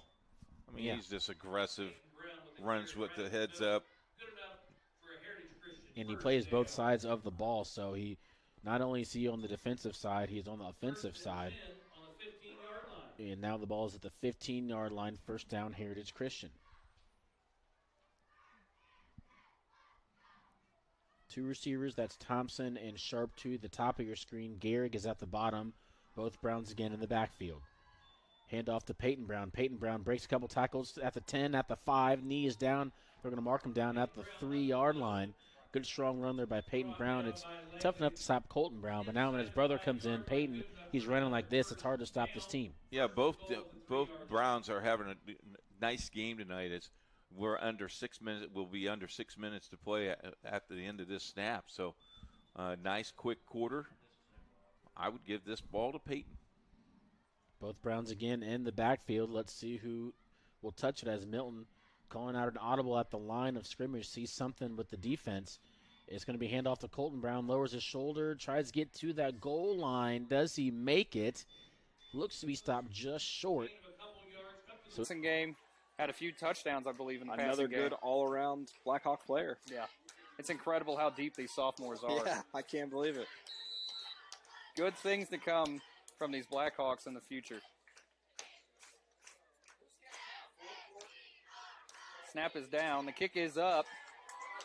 And the kick is good.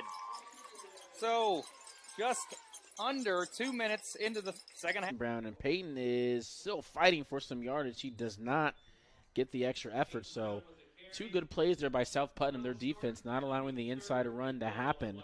It's now a 3rd and 1, and you still continuing to run the ball up the middle, Keith, or you maybe look for a fade here? I think you go to a fade here. You do have Gary and Sharp stands at 6'3". You ask your offensive line just to blow them off the ball here. If you're just joining us, Harrison Eckel hurt on this drive. He is being tended to on the sideline, so that is why you do not see him in your view. 2 Browns in the backfield. It is going to be a handoff to Colton Brown on the outside run, and he has his 3rd touchdown of the game. Wiseman back to throw, throwing for the end zone, and it'll be incomplete. Wiseman was looking for Firestone once again. Coverage by Grant Wetzel. Firestone definitely looks to be Wiseman's favorite target so far tonight. So we've seen a lot of conversions on 3rd down. What do you think we'll see here from the Eagles? I think we'll possibly see a halfback screen or a wide receiver screen. That's definitely worked for them so far this drive. Fisher's just got to get up there and keep everything in front. Up front, I mean. Wiseman with Price next to him. 2 receivers on each side. Wiseman takes the snap. Back to throw. And that will be a touchdown, Eagles. That was a perfect play design by Zionsville. Pump fake into the screen and then looking over top for Buddy Wetzel. That was quite the play as the Eagles get the touchdown and retake the lead.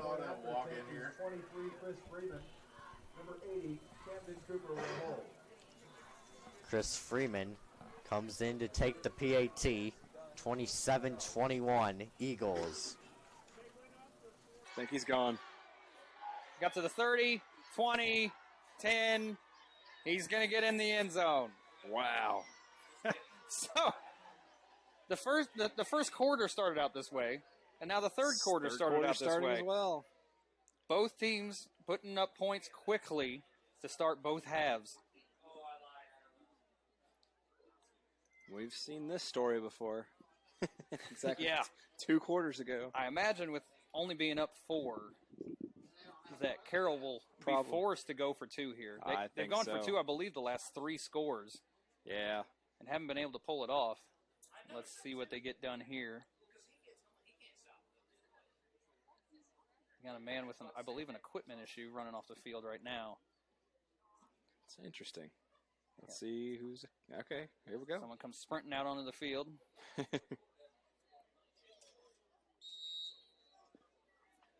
So 2-point conversion. Richardson's in the shotgun again. He's going to look to his left, looking. He looks back to his right. He's got a man going across the middle. Clausen's there, but he's able to make the catch. Got it. Excellent catch. It's 34-28 with 10. We'll send this one deep. And that will be caught by Sean Kim. Kim is going to run it back. Sean Kim will get to the, let's see where they spot it. Looks like about the 29-yard line. It'll be 1st and 10 at the 29 for the Tigers. Jacob Gay on the tackle. And the Tigers offense will come back out.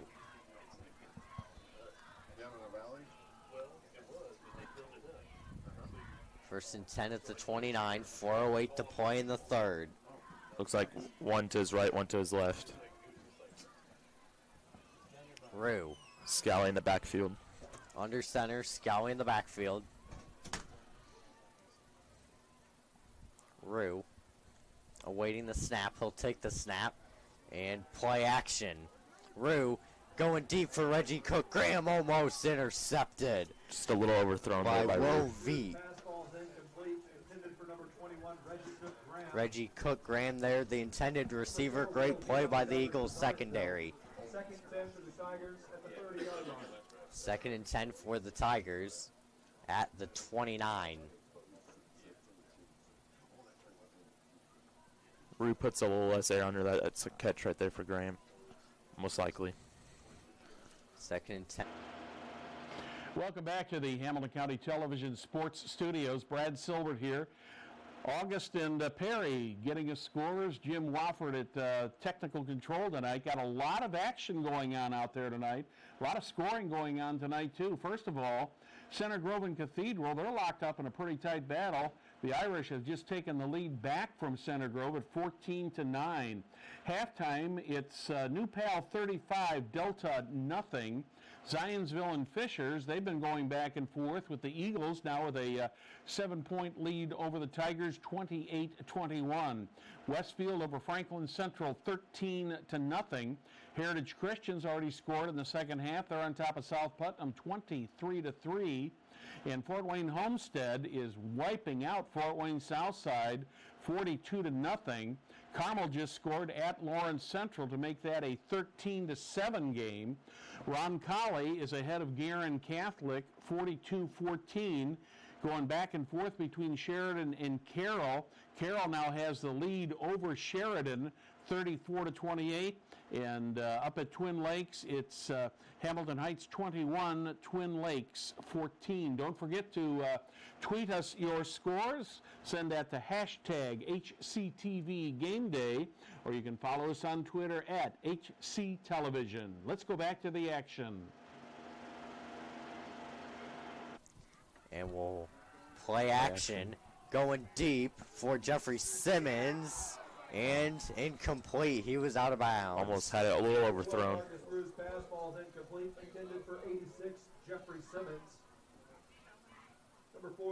So it'll be 2nd and 10 at the 41 with 2:39 to go in the third quarter.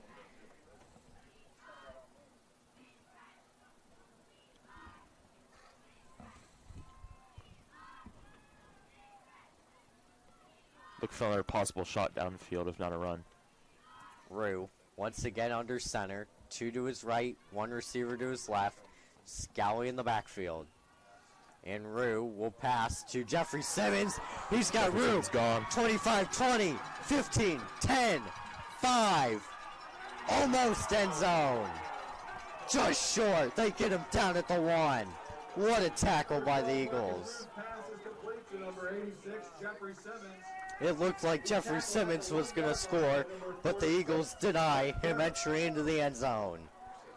Access denied. His first and goal for the Tigers at the 1-yard line. Seems Fisher's fans are arguing that he did good cross the goal line, but referees did not see it. First and goal at the 1. Clock running, just over 2 minutes to go in the third. Watch for a fade. Watch for a fade pass here or a run. And Rue will take it himself. Touchdown Tigers. Number 12, Marcus Rue on the carry for the score. Once again, the passing game working for Fishers. A quick drive down the field, and it's a tie game. So now Jack Phillips will come on to attempt the PAT. Marcus Rue, the holder, with Reese Bowen being out. 2:01 to play in the third quarter. Here's the snap. Rue, good hold. And Jack Phillips will put it through. We're all tied up at 28. It was a nice strong throw from Stone there. He got a gain of about 9, or excuse me, about 4 there. So a 3rd and 1 here. The linebackers and cornerbacks are playing up, maybe expecting a run, which it is. Too good passer. He's going to be stopped just short of the line of scrimmage. Peyton Brown. This might be a spot here, too. Let's see what they do. Oh, he's short by an inch. It is going to be short, but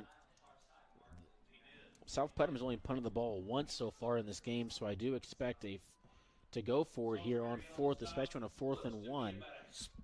Watch for the hard count here if you're South Putnam. You have to be disciplined for Heritage Christian. You cannot jump on this. This is 4th down and a ball length. A penalty would give South Putnam the first down. The first time we've seen Stone under center, it's going to be a quarterback sneaks. So far, he doesn't have anything. I don't think he got it. He did not. He was pushed back. Ethan Lowry, the big guy under center, pushed Stone all the way back, a loss of 4, and Heritage Christian gains the ball on turnover on downs. I tell you what, that's a great defensive stand, very disciplined of the defense to wait on the snap count, and a great just surge by the defensive line for Heritage Christian. Great possession now with 43 seconds. Now you're in the driver's seat if you're Heritage Christian. You got 43 seconds to go.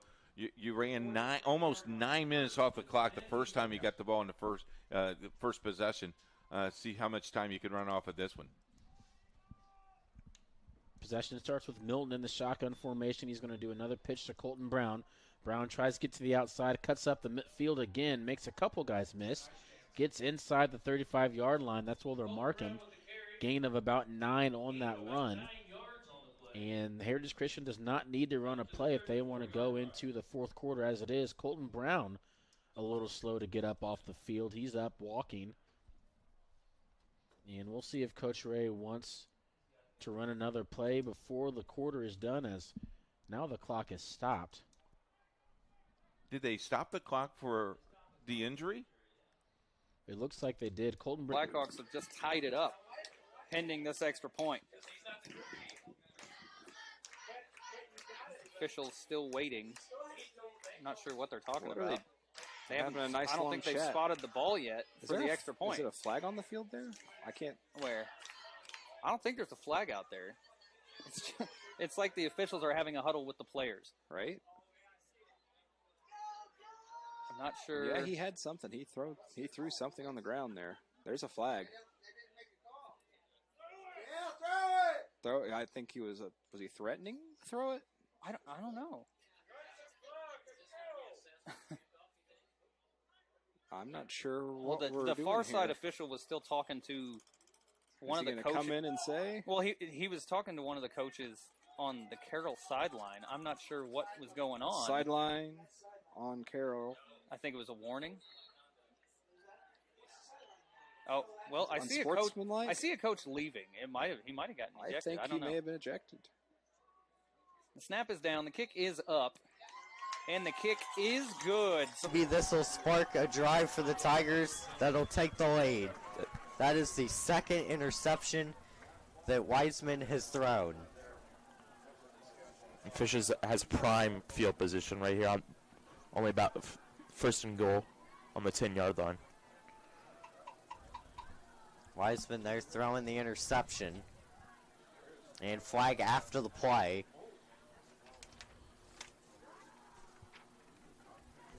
After the interception, looked like penalty on the Tigers, so they'll move it back.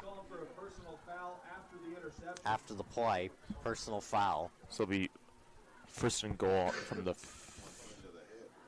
So the Tigers will be moved back. So it'll be... Looks like the 25? Oh, no. Looks like the 37. Yeah, because it's probably 15 from the spot. Be on the 37. First and 10 at the 37. Minute 2 left. Wiseman threw the interception, and now the Tigers have it. Let's see if that penalty comes back to haunt the Tigers here.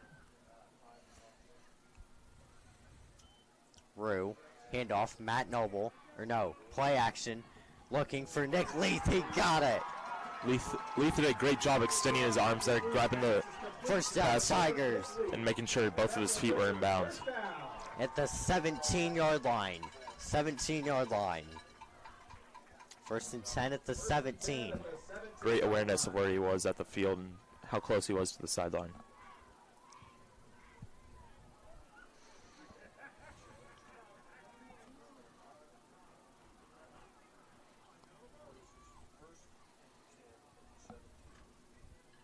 Rue, under center. Takes the snap. Handoff. Matt Noble. Number 5, Matt Noble on the carry. He's pushed out of bounds by 43, Garrett Williamson. Garrett Williamson pushed Noble out of bounds. 2nd and 9 at the 16. 45 seconds to play. 1 yard gain on the play, it's 2nd down. In this third quarter.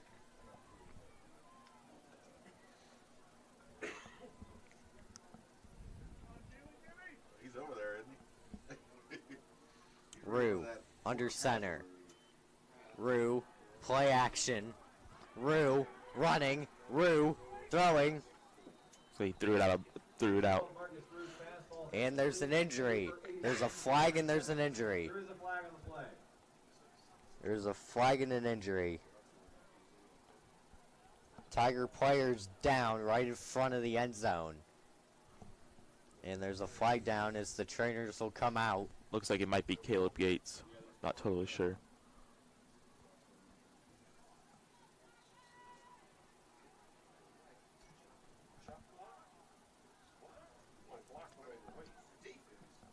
So let's see what this penalty is here during the injury timeout.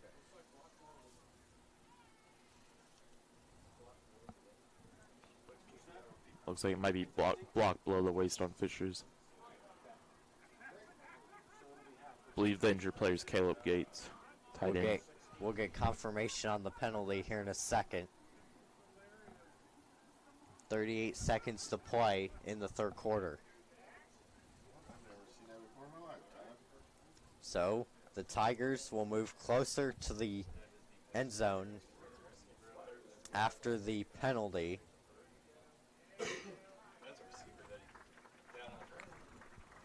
Yes, that is Caleb Gates.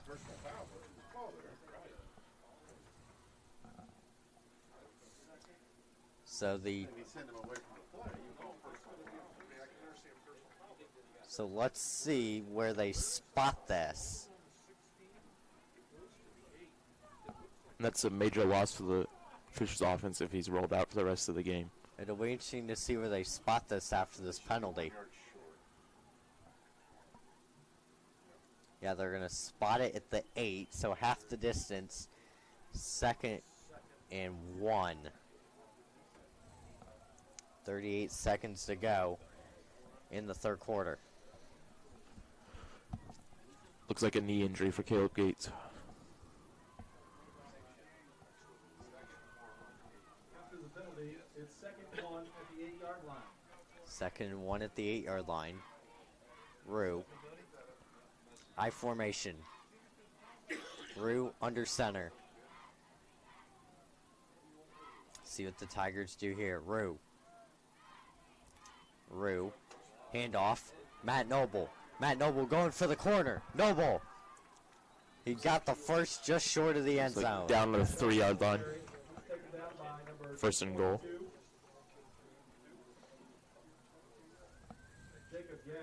Jacob Gay on the tackle.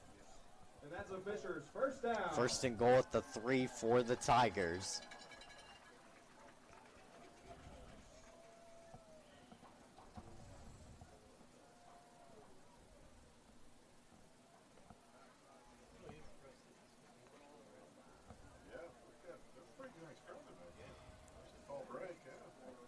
Rue under center. Rue takes the snap. Play action. Going for Nick Leith. And incomplete almost. Almost had it. Number 12, Marcus Cruz pass is incomplete. Intended for number 4, Nick Leith. Number 22, Jacob Gay on the coverage. Jacob Gay on the coverage. Second and goal from the 3-yard line. Second and goal at the 3 with 24 seconds to play in the third, all tied up at 28. See what Rue and the Tigers offense will do here. Looks like maybe a running play or a slant. Rue. Handoff. Matt Noble. Did he get in? So he's down at the 1. Down at the 1, they say. They'll spot it at the 1 as Noble gains 2 on the carry. It'll be 3rd down and 1. And it looks like the Tigers are going to take this to the 4th quarter. Yeah, the Tigers are going to take it to the 4th quarter. We're all tied up. Up there to get it. Nope. So to bring up 2nd and 11 for the Blackhawks. Hunter did a good job of beating his man. Yeah, he was when there. Devaney went to throw it, Hunter was actually covered. And then I looked back down the field after he released it, and he had about another step on the guy. Yeah. So Hunter's got some speed on these DBs.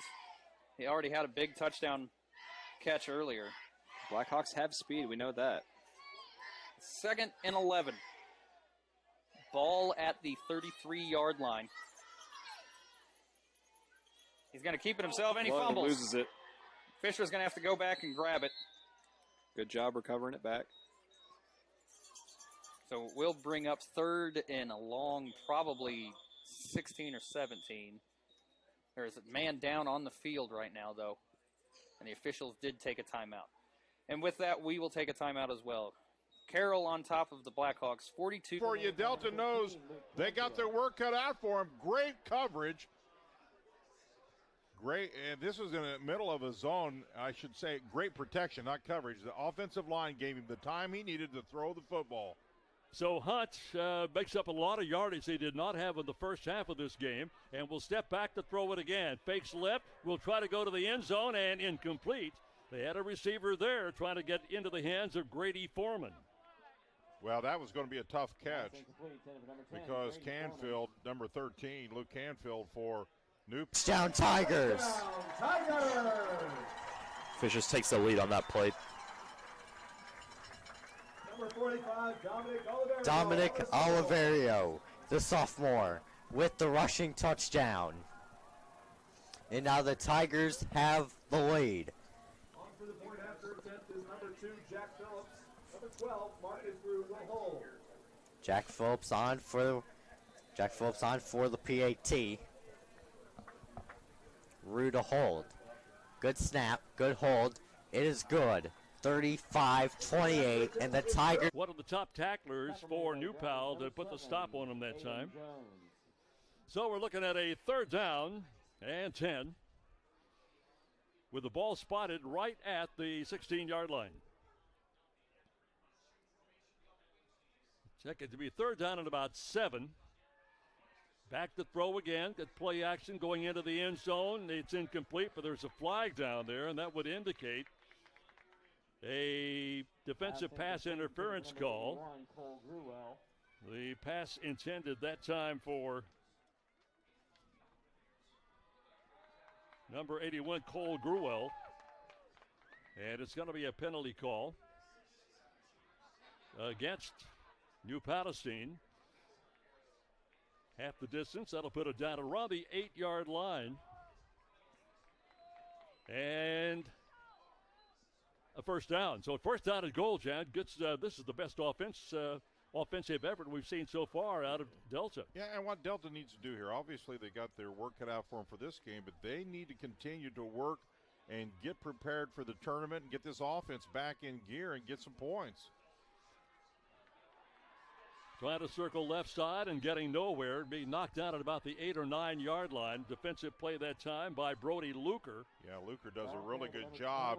Angle of pursuit is everything on a tackle here. Take a look at number 6, Brody Luker. Really a good angle to stop what could have or should have been really more yardage than that. Spotted at the 7 yard line. It'll be second down and goal. Again. Running back, Malachi Stillman coming into the lineup now. He'll fire toward the end zone. The fade pattern is incomplete. Trying to get the ball into the hands of Cameron Levers. Good coverage that time by Riker Large. Yeah, Riker Large, a senior. And these New Pal secondary defenders play a lot of man-to-man. They'll mix it up with some zone, but they play excellent coverage. I'm so impressed because their eyes know where the ball's at, and so they can really time where they defend the receiver and don't allow much separation at all. Third down. Circling right side, still with the football is Hunt. He will throw into the end zone, and the touchdown is good from 7 yards out. Pass caught. Number 21, Malachi Stillman. Well, this is great for Delta. They just need to keep playing. Get that offense going, get some points. Just keep playing the game. Play as hard as you possibly can. That's what the coaching staff's going to look at. Who's continuing to play hard for me? So they get the score. Now the point after attempt by Zach Stanley. It is good. Got a ball. He's explosive. Yeah. He's explosive. And they're going to rely on him a lot here in sectional play. Again, that starts next week for Heritage Christian. As now they have a man in motion. Does Heritage Christian, that's Zach Schlomeyer, in motion from left to right. Milton's going to throw a slant pass, across the middle of the field. Peyton Brown cannot haul it in. Good defense there from South Putnam and the cornerback there, Leighton Workman. Hey, congratulations to Heritage Christian. The Golden Colonel Award was given out earlier today as they got the best popcorn in Central Indiana. The Golden Colonel Award goes to Heritage Christian. Congratulations to them and the whole entire concession stand crew of Heritage Christian. Yeah, our producer's saying it's rigged. It's not rigged. I haven't had their popcorn yet. It's best. It's the best. Brown. Another outside run for Colton Brown. He gets to the outside with such ease, Keith, and he's got not only does a vision of footwork, but he has the speed too. He has the triple threat. Everything a coach wants in a running back. Let's talk about a little bit about the Golden Colonel to tell you why it's not rigged. 9 games. Finally brought down at about the 40-yard line. Good field position again for New Palestine. Well, as you mentioned, we start turning to play, and Delta travels to Mrs. Centerwall, and that's a 7-1 ball club. So they have got to be all, everything going in the right direction by next week. On the road, New Pal will be on the road as well. They play a 5-3 Whiteland ball club. But they're off next week. They don't play. Or whenever they play. Yeah, they're at Whiteland. Is that the following week? Yeah, the following week. Yeah, they're a 5A team. Yeah, 5A, the 4A down will play. Yeah, some of the 5A teams, a couple of them have to play next week, but for the most part, they're off until the following week. New Pal will be off next week, and when they play, they'll play Whiteland. Yeah, New Pal is at Whiteland, a 5-3 ball club on the 1st of November. If they win that game, they'll play the winner of the Seymour-Franklin game the following Friday. In fact, their sectional is not all that tough numbers-wise. There's the pass incomplete. New Pal is playing at Whiteland. Seymour is 4-4. Franklin 7-1. Whiteland 5-3. Delta's in the sectional number 20 of 4A sectional, which includes Huntington North at 2-6, at Fort Wayne South 1-7. Delta has the tough way to go there at Mississinawa, as Jan mentioned, 7-1. New Haven 3-5 at Jay County 0-8, and Fort Wayne Wayne at 0-8 takes on Marion 7-1. So that's not the very easy sectional there. On the ground, not close to first down territory, depending upon the spot. On a third down. And in fact, they'll move the chains. And here comes New Palestine. And again, if you're just joining us, as you watch the replay again, Spiegel with 192 yards in the first half will continue to add to that total. And if you're watching the clock, it's continuing to move. We're in a situation. Welcome back to the Hamilton County Television Studios. Some score updates for you here. All of these games in the third quarter. Avon is now ahead of Noblesville, 27-13. Weird score at Ben Davis. It's Ben Davis 16, North Central 7. The Giants have scored 2 field goals, 1 safety, 1 touchdown, and made 1 2-point conversion. So quite a night for them. Brownsburg and Hamilton Southeastern, the Royals are ahead by 11 right now at 21-10. Cathedral and Center Grove, Cathedral ahead in that one, 14-9. New Palestine and Delta, New Palestine 35, Delta 7. The Delta finally gets on the board. At Fishers, it's Fishers 35, Zionsville 28. Over at Franklin Central, the Westfield Shamrocks are leading the Flashes 19-0. Over at Heritage Christian over South Putnam 30-0. Up in Fort Wayne Homestead, who will be here next week at Noblesville, ahead of Southside 49-0. Carmel is ahead of Lawrence Central 20-7. Shelbyville loses to Mount Vernon 52-0. Roncalli is ahead of Guerin Catholic 42-14. And that is now a final, I am told. At Sheridan, the Carroll is over Sheridan by 15 points at 50-35. In final score, Hamilton Heights losing to Twin Lakes 28-14. Remember to follow us on Twitter at HCTV, or at HC Television rather. And if you got game day scores you can give them, send us to us on Twitter, hashtag HCTV Game Day. Let's go back to the action. And so assuming all that works out, that could be a dandy. Clock continues to wind, heading toward 2 minutes to go now here in the third quarter of tonight's game. 35-0 at halftime, and a good drive by Delta to begin the second half of tonight's game. At least get something. I would carry on that momentum of 2 big plays here. It looks like they are keeping the ball inside the 10, the 5, and knocked down at about the 4-yard line. Good run again. That's Luker, the wide receiver. Like you notice in New Pal's offense how they just use the whole field. They get the edge, they power, then they'll go sprint option, power option, and then they get everybody coming up, and then they throw the deep or they throw the underneath. They really do a great job of just spreading you out defensively. Well, if you focus on Spiegel coming up the middle, you're going to get your heads handed to you. That's for sure. In fact, there is Charlie right there. He will get the touchdown from 5 yards out. Second touchdown of the game. Well, certainly one of the great candidates for Mr. Football right here. We've got a privilege to see him in his career here, and he takes the game so serious. He works hard. I understand he's a really good weightlifter. He's powerful, and you got to do that because think about how many times he gets hit per game, you know. So he's endured all that and just put up unbelievable numbers. And a lot of talk about where he's going to school. There are not many solid offers for Charlie. And part of that is due to his size. He's not a real big guy. But a lot of schools are looking at him, Jan, in a what they call a preferred walk-on status. His size officially is listed at 5'11", 223. The last word that I read was that the University of Tennessee has a certain amount of interest in him. His mother apparently is from that area, from Tennessee, I should say, and that he's been down there. He enjoyed the atmosphere.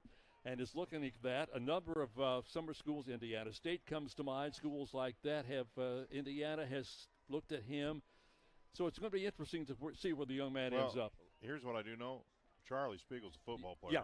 You know, and you want football players. Yep. Is he the prototypical 6'3", 240? No. But he's a football player, and you want those blocked. And it is blocked, and now it is taken by Heritage Christian, knocked out of bounds at the 35-yard line, recovered by Jacob Cacone of Heritage Christian. But on the edge there, getting to the kick to make it a block punt was Colin Thompson, the freshman. Ice looking for room to run and brought down. Pick of about 25 on the play.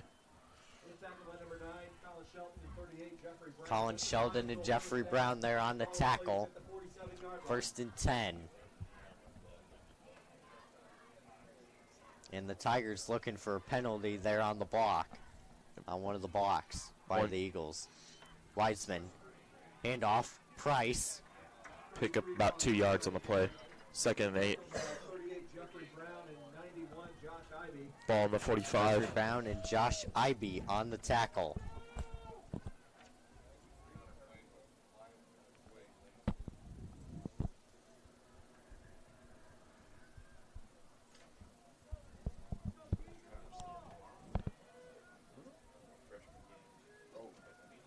Under 7 minutes to play in the 4th quarter. Wiseman. And that'll be caught and brought down. That screen play was blown up by the Fishers defense. Read it the entire way. He's tackled by 33, Grant Wetzel.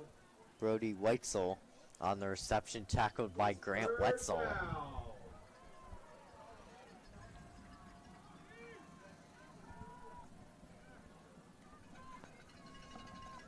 3rd and 5 at the 42. Under 6.5 minutes to play. This could be an important play in the outcome of this game. Wiseman, empty back set, looking, throwing, caught. 1st down.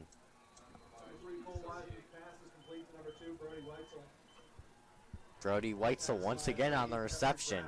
Fishers defense really struggling on the 3rd down. 1st and 10 at the 33.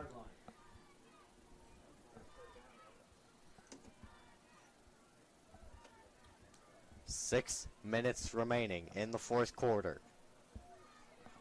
Wiseman. Man in motion. Toss. Price. Price looking for running room. He's got running room. And will be brought down at about the 26 or 27. Tackled by 3, Shane Cole and 38, Jeffrey Brown. Shane Cole and Jeffrey Brown on the tackle. Under 6 to go. And officials timeout. As Brown is tackled for a loss on the outside run. How about Indiana SRN breaking new ground with covering with tennis? Indiana SRN breaking ground.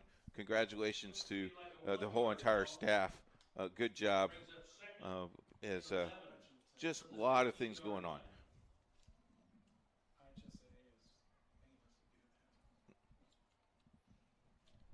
And here's, as you mentioned, you get the 40 on the play clock, and now you want to run it down to, snap it at about 3 or 4 seconds to make sure. And the play clock is down to 5 as Milton will take the snap, looks to throw again, scrambles to his left. He is throwing, and he has a receiver overthrown, looking for Peyton Brown on a 2nd down and 11. So now it's a 3rd and 11. But that clock stops, and Keith, I'm surprised they're throwing the ball here. I thought they'd want to keep that clock moving. Yeah, again, maybe they're running some plays that they're going to try during sectional time. One-handed catch. What an excellent catch, and it's going to be a touchdown, Carroll.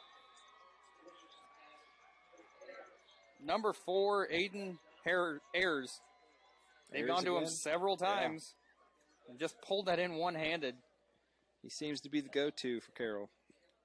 And I imagine they'll go for 2 again. Yep. Try to make up what the Blackhawks took away from them. They've tried 2-point conversions just about every drive here this evening. All but one. gets the snap. He's looking across the middle. He looks out to his right. He's wide open, but he's just not going to get there. So the Blackhawks stand tall. A kneel because you will be under 2 minutes if you do get the first. So here we go on a 4th and 1. Both Browns in the backfield. Garrick, top of your screen, sharp to the bottom. High snap.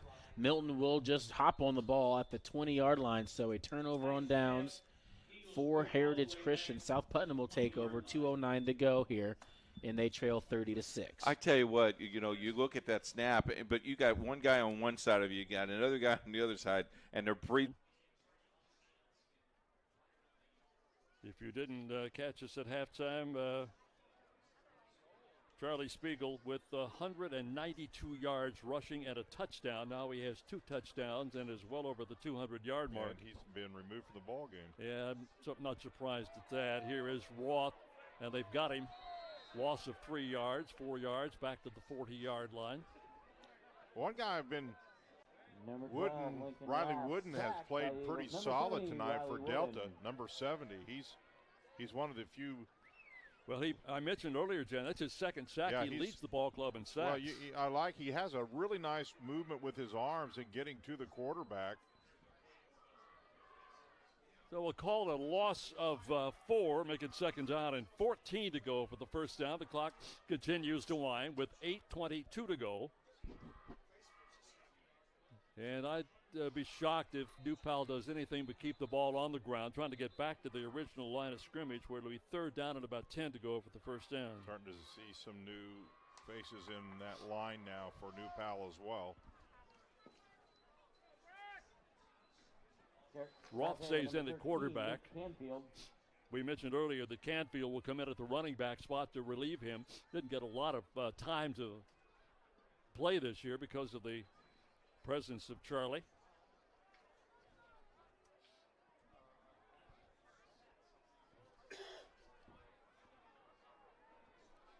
Canfield has carried the ball only 6 times for 31 yards.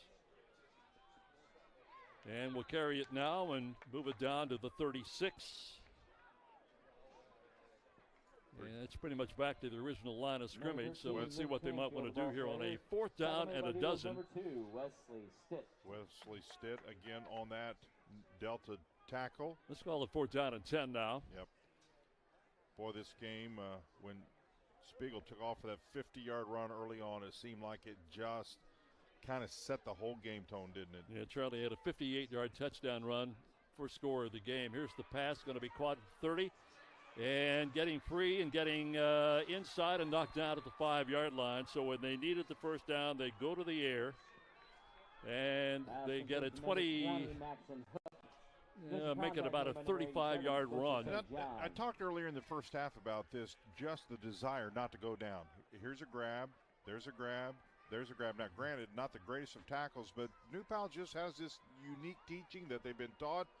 Unless they tackle you, you don't go down. Yeah. You just don't. 30 yards on the pass reception, so it's first down and goal. They may want to spread the wealth here. Is that Charlie back in the lineup? If he gets this touchdown, if he scores this touchdown, he becomes, I think, the all-time leading scorer in high school football. He does in from 5 yards out. He just tied the state rushing scoring record, I should say. Yep. He had 9:34 coming in. The record is 9:52, so he has 12. Well deserved. That's the right thing to do. I'm sorry, 18. And that ties it. Yeah, he's at 9:52 right now. That ties the state record for scoring. Point after is good. Letting the clock run out, it seems. It's now just over 2 minutes. Remember, no 2-minute warning in high school football. 2nd and 4th to 40.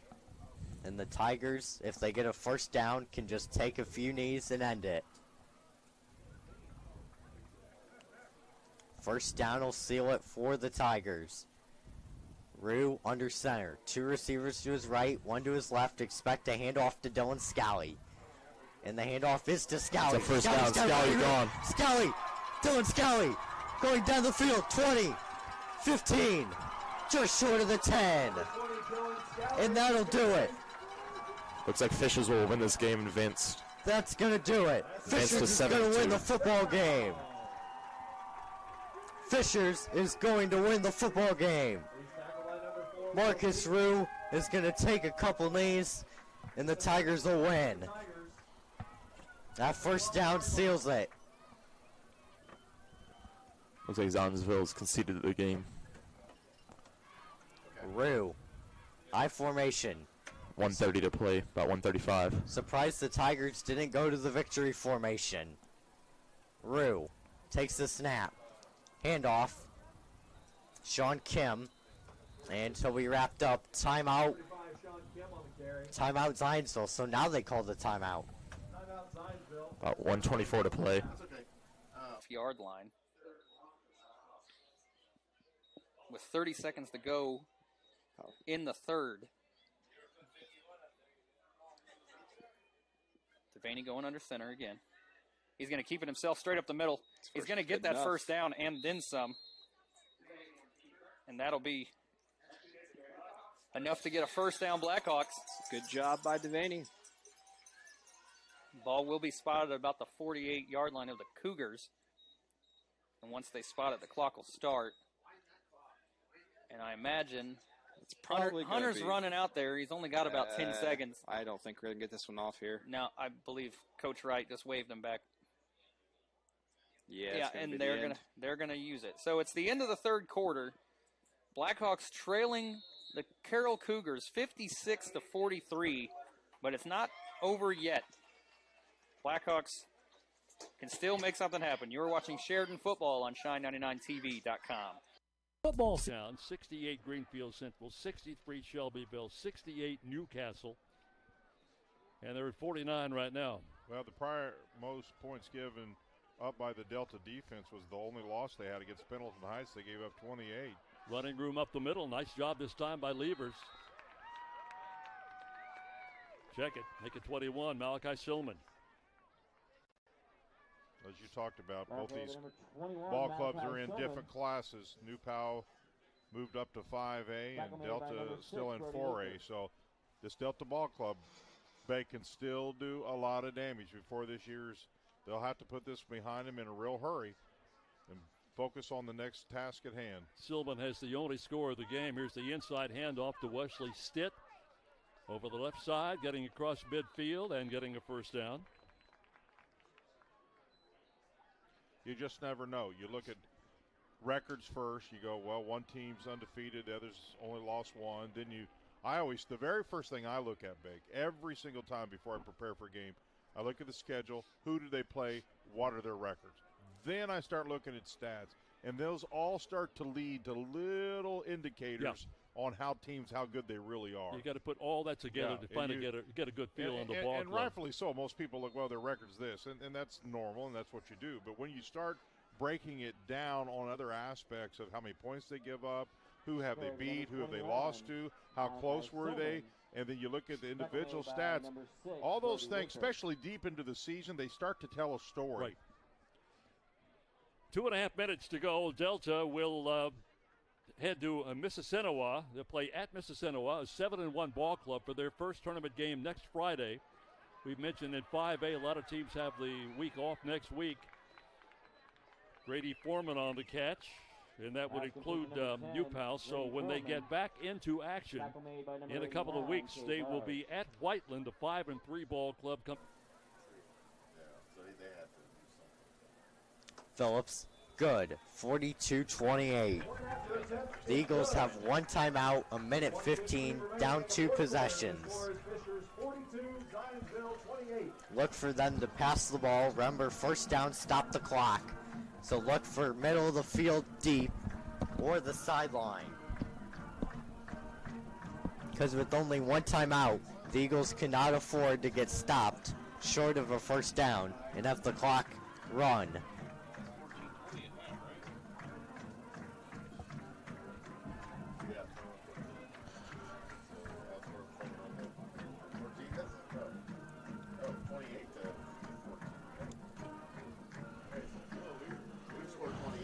Fishers will want to have everybody in the backfield. Just keep all the plays up front. Do not allow any big shot plays down, especially right at the start. Back deep for Zionsville, number 1, Miles Cox, and number 80, Camden Cooper. Yeah, I see what's coming. They just told me. I called Jim. Yeah, I know he can move on there, can he? So now Jack Phillips will send it deep.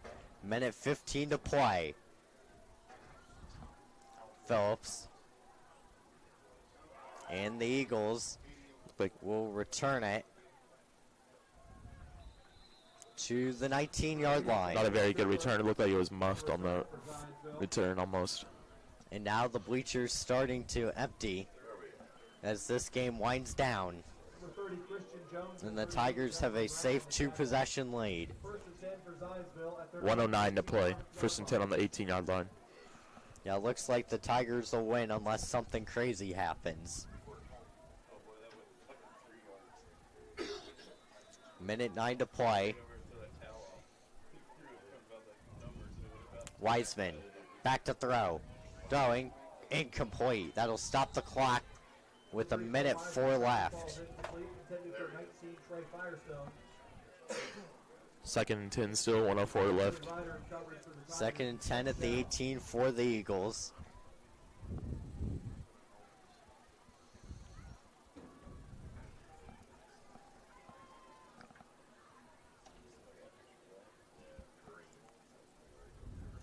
Wiseman back to throw. Looking. Caught. And let's see. First down. Bounds, first down. And he gets out of bounds. Stop the clock with 55 seconds left.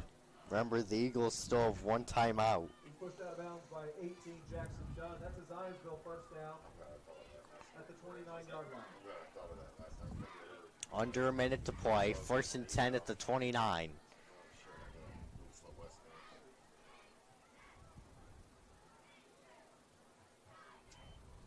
Wiseman back to throw.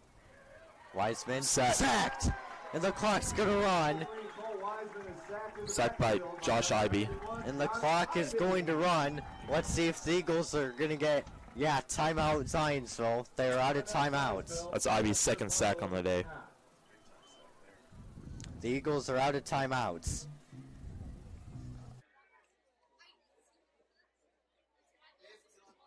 Devaney out there to hold like he normally is. The snap is down, the kick is up, and the kick is good. So the Blackhawks bring it to win in 6. They still trail Carroll 56-50 with 10:15 to go in the game.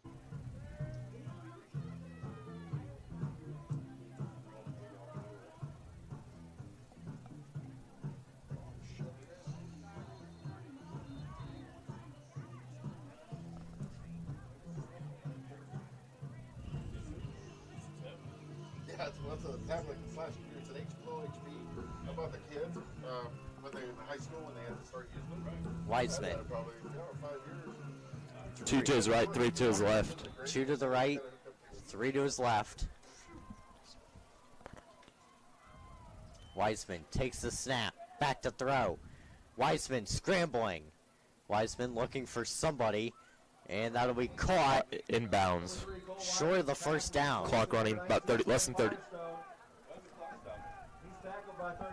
And it's short. He is short of the first down. He is short. No, first down. So the clock does. Now the clock restarts. Wiseman. And incomplete. 26 seconds.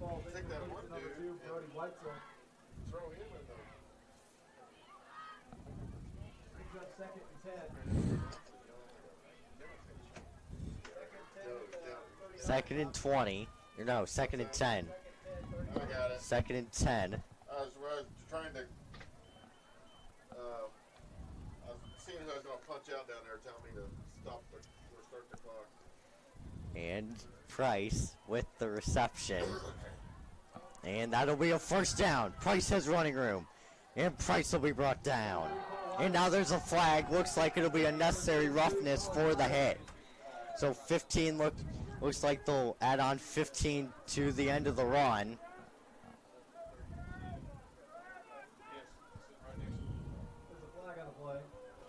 Face mask. Defender is down. We'll take another timeout. You're watching Sheridan Football. Welcome back to Game Day. I'm Brad Silbert in the Hamilton County Television Studios. Before we give some scores, I'd like to thank August and Perry for bringing us up to date on scores. Our technical director, Jim Wofford, tonight. Got a lot of finals here, but some of them are still in progress. Ben Davis is ahead of North Central 23-7. Avon is ahead of Noblesville. About a minute left to play in that one, 37-13. Fishers and Zionsville are just wrapping up right now, and it looks like Fishers will probably win that game. Looks like it's going to be 42-28. Carroll and Sheridan in a high-scoring battle at about the 10-minute mark of the fourth quarter. Carroll with a 6-point lead, 56-50. Here's the finals that we have so far. Cathedral over Center Grove, 14-9. New Palestine takes out Delta, 49-13. Westfield over Franklin Central, 19-14. Heritage Christian over South Putnam, 30-6. Fort Wayne Homestead, who will be here next week to play Noblesville, they take out Fort Wayne Southside, 56-0. Carmel over Lawrence Central, 20-7. Ron Colley over Guerin Catholic, 42-14. And Twin Lakes over Hamilton Heights, 28-21. And that Zionsville did score, but the final score in that game will be either 42-34 or 42-35. In the latest we have on Brownsburg and Hamilton Southeastern in the fourth quarter, the Hamilton Southeastern Royals have taken over the lead. It's a final. At 28-25. That's a final. Perry Williams is now telling me that the Hamilton Southeastern Royals have upset the Brownsburg Bulldogs 28-25. What a night of football we have had here. We're going to take the rest of the Sheridan Carroll game for you, and we'll see you next week, next Friday night for game day and sectional football. Good night. And Avon 37-13 is the final. Okay. So I guess it's 3rd and 4. Ball spot at the 41. Carroll has to get Wow, to the 45. what a night of football, guys. I'm glad you wouldn't say that. If Carroll comes out with 3 wide. He's looking to his left. He pulls it back, and he's going to be sacked. He'll be sacked for a big loss. Great job by the Blackhawks. He decided not to throw it and immediately regretted that decision. That was a poor decision. And now bring up a big 4th down, and I believe they're going to be forced to punt. They do have their punter out there. Blackhawks haven't sent anybody back yet. And it is going to be Cummings dropping back to field this punt. He had a really big catch that last drive. Oh, yeah. Number 28, Corbin Johnson on to punt for Carroll. It's a high snap. And, it almost got blocked. Almost. Cummings tries to field it. At this point, just push it out of bounds, and it does go out of bounds. Good All right. job. Whew. He tried to field it. After the game we've seen. Yeah, and Carroll almost got down there. But like I said, at that point, just push it out of bounds. Right. Even if you got to kick it out of bounds. I don't care. Just get it out of bounds. Get it out. So the Blackhawks will get the ball back at their own 32-yard line with 8:13 to go in the game. It's a big offensive drive. They're only trailing 6. So a touchdown will, at the very least, tie it up. Yeah. Defense has struggled here tonight. The offense hasn't really had a whole lot of trouble aside from 2 lost fumbles. Penalty trouble as well. Penalty troubles and 2 lost fumbles. Devaney's in shotgun. Takes the snap. There's a flag behind the line. It's carried by Renners out to about the 45, but I imagine it's going to be coming back. Yep. An illegal motion by the Blackhawks, so it will come back. I believe that's a 5-yard penalty.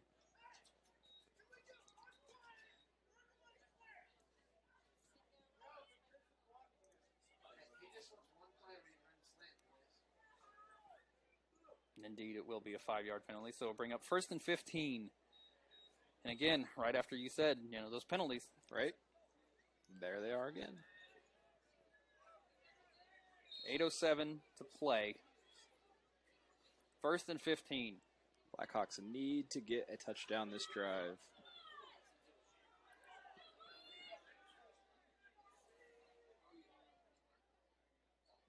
It's a high snap. He's able to bring it down, and Renners gets it. Tries to get to the corner. He's not able to get it slammed down right at the line of scrimmage, so it'll bring up 2nd and 15. Again, it's one of those things where they get one penalty called on them, and it just takes the air completely out of the drive. Yeah, we've seen that before. Renners gets a nice 12-yard carry on that first play. Yeah. And then, it feels like all of the energy just evaporated. Well, shake off that penalty, and let's get back to football here. It'll be 2nd and 14, so they gave him a yard on that last carry. Devaney's going to go under center again. He's going to roll out. It's play action. He's got a man downfield. It's Cummings.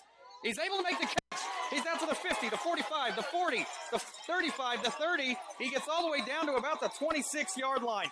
Awesome job by the Blackhawks there. Great catch. Cummings, the last 2 drives, coming through big in this wide receiver game.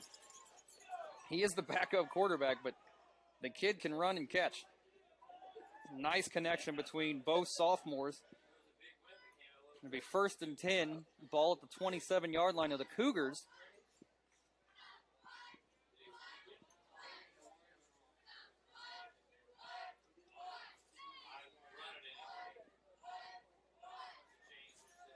Devaney again in the shotgun. It's a high snap again, but he's okay.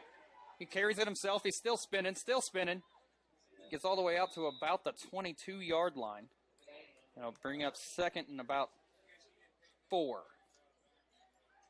Excellent job gathering that snap. Yeah.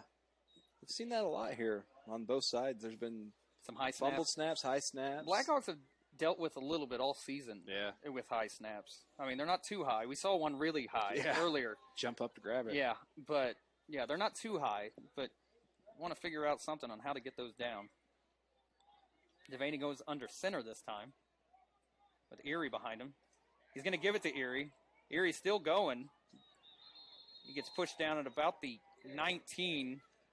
The question is that enough for a first or not? I'm not sure yet. Let's see here. The officials are going to look at it. They're staring at it, and I think it's going to be 3rd and a yard. Yep. Don't be surprised to see a quarterback sneak right up the middle here. That's what I would do. That's what they've done pretty much all night. Every single time. Whenever they need a yard. And that's exactly what we're going to see. Devaney gets first down. Heck, he's going to dive over his center there. Yeah. He's so excellent job down by Silas Devaney. Again, carrying the ball to get that first down. Good job. Blackhawks kind of controlling the clock here a little bit. Yeah, they're trying to use that clock as much as possible. Their defense, coming up with a big stop that last time, but they've struggled a lot, especially giving up those big plays. I think if Coach Wright could figure out how to work 5 minutes out of 15 yards, he would. I don't think that's going to be possible. No. Devaney in the shotgun. He's going to pitch it out to Renners around the left side. Renners going to try to cut back and just slips. Slipped out there. Yeah, just looked like he slipped. And there's a late flag. And a flag. There's a late flag on the far side. I'm not sure what it is. Reese Fisher, or Cummings, came back towards the ball and stepped over a guy. I'd really hate. Okay, it's a hold, though. All right. I was hoping it wasn't going to be a personal foul for something as ticky-tack as stepping over a guy. Yeah, right. But it was a real hold, so that'll back him up 10 yards. I mean, in all honesty, though, this is a good way to use the clock. Just keep, it's not how you want to. No. But shake it off and keep on trying to score here. We need to put the points on the board in this drive. First and 20. Blackhawks have to get to the 8-yard line. Devaney in the shotgun. He pitches out to Renners on the right side. He's got a hole. He cuts it back up, makes a man miss, makes another man miss, gets out to the 10, and he got all the way down to where I think they're going to give him a first down. Yeah, I think so. They are. Well, he stopped the clock. They're saying roll. Let's see here. Yeah. Well, okay. 2nd and 1, we'll take it. The clock's not rolling here. Okay, Clock's there rolling it goes. now. All right. So my clock's a little ahead. I'll correct that eventually. So it'll bring up 2nd and 1 following a big 19-yard run by Renters.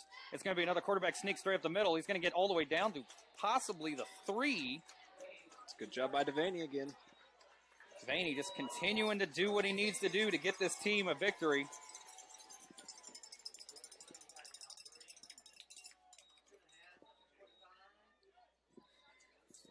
Just under 4:40 to go still, but 1st and goal at the 3. Devaney's going to keep it himself again, straight up the middle. I think he's going to get into that end zone. Touchdown Blackhawks. Good job by the Blackhawks. Ties the game up at 56 apiece. Now the question, are they going to go for 2 here? I tell you what, you win by 1, you win by 2, it doesn't matter. Yeah, but you go for 2, it's a tie game. I guess you got to so. kick this. I mean, you got to kick this. I mean, the only upside to going for 2 is if they go and don't get the 2, then a simple touchdown wins. Right. But you're not going to play planning on them scoring. I still say there's a lot of football here. No, I mean, yeah, there's a lot of football. I mean, we're just under 4:30 to go. Snap is down. The kick is up. The kick is no good. So it doesn't matter. So with 4:29 to go in the game, and they're going to do it to us again, folks. The Yes, Blackhawks they are. and the Cougars are tied at 56 apiece. You're watching Sheridan Football on Shine99TV.com. Norman and Miller Eye Care, when it's time for eyewear and eye care, where you'll find the most advanced technology and procedures to ensure the most thorough eye care exam. Norman Miller Eye Care has 5 locations to serve you, including Sheridan, wishing the Blackhawks the very best. Norman and Miller Eye Care. Top quality vehicles from local people. Patton Automotive at 807 South White Avenue in Sheridan. A family-owned dealership for 17 years. We're the home of guaranteed credit approval. Our customers rate us a 4.8 out of 5 on Google. That's the highest rating in Hamilton County. Hi, I'm Addison Keel, and Patton Automotive is a family-owned business that will treat you as one of their own. I liked their service so much, I came back for second. Welcome back to Sheridan, Indiana, where the Blackhawks have just tied up the game. 56 apiece. Yep, that's right.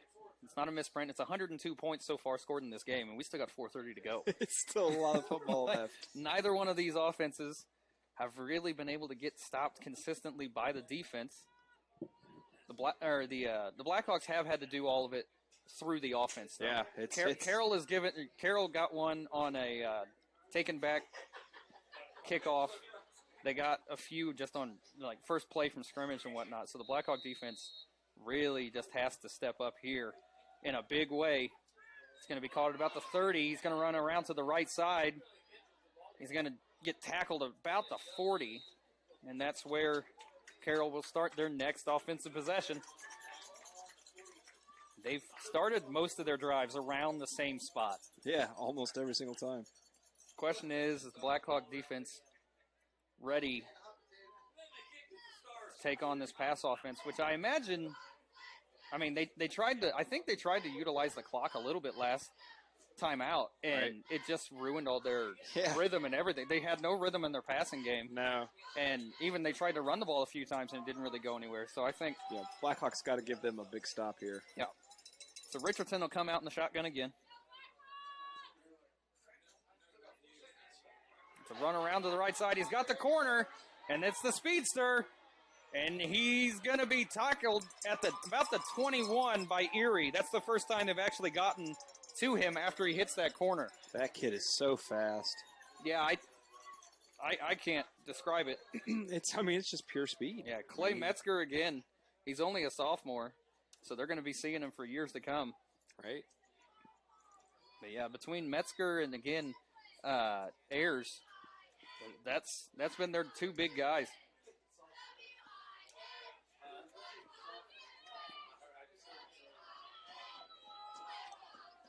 So again, they're in the shotgun. 1st and 10. Ball at the 20. It's a low snap. He's able to get the handoff up, though. He's held up about the 19-yard line. I think that's where they're going to spot him at.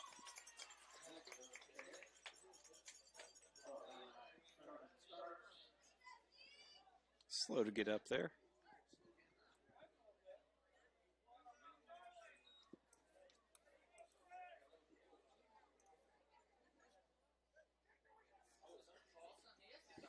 Let's wait and see. It's a 2nd and 9. Just over 3 minutes to go. Blackhawks got to come up with something. Yeah, they gotta put up a stand here.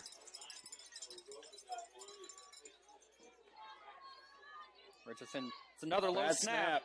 He's having to throw it down the. Renners reaches up and is able to bring it down. Blackhawks now have plenty of time. Incredible defense by Renners right there. He was Great actually job. being blocked while he got that He got the ball. Just reached up with that right hand and was able to bring it down. Incredible play by Gavin Renners. Great job. So with 3:01 to go in this game, the Blackhawks now have about 75, 76 yards between them and the end zone. Timeout, Carroll. Their first of the half. So with 3:01 to go, Blackhawks just took the ball back. You're watching Sheridan Football on Shine99TV.com. Farm Market on US 31 North near Arcadia has the best selection of Amish-style cheese and meats along with pretzel bread and bulk seasoning mixes. Plus, owner Bill Wilson invites you to stop by for hand-dipped ice cream. Wilson's Farm Market, call 317-758-5734 or stop by today. It's football season, and like the Sheridan Blackhawks, First Farmers Bank and Trust has a long-standing tradition providing state-of-the-art banking with old-fashioned customer service. Come see us at any one of our 35 locations of First Farmers Bank and Trust. Go Blackhawks! Equal housing lender, member FDIC.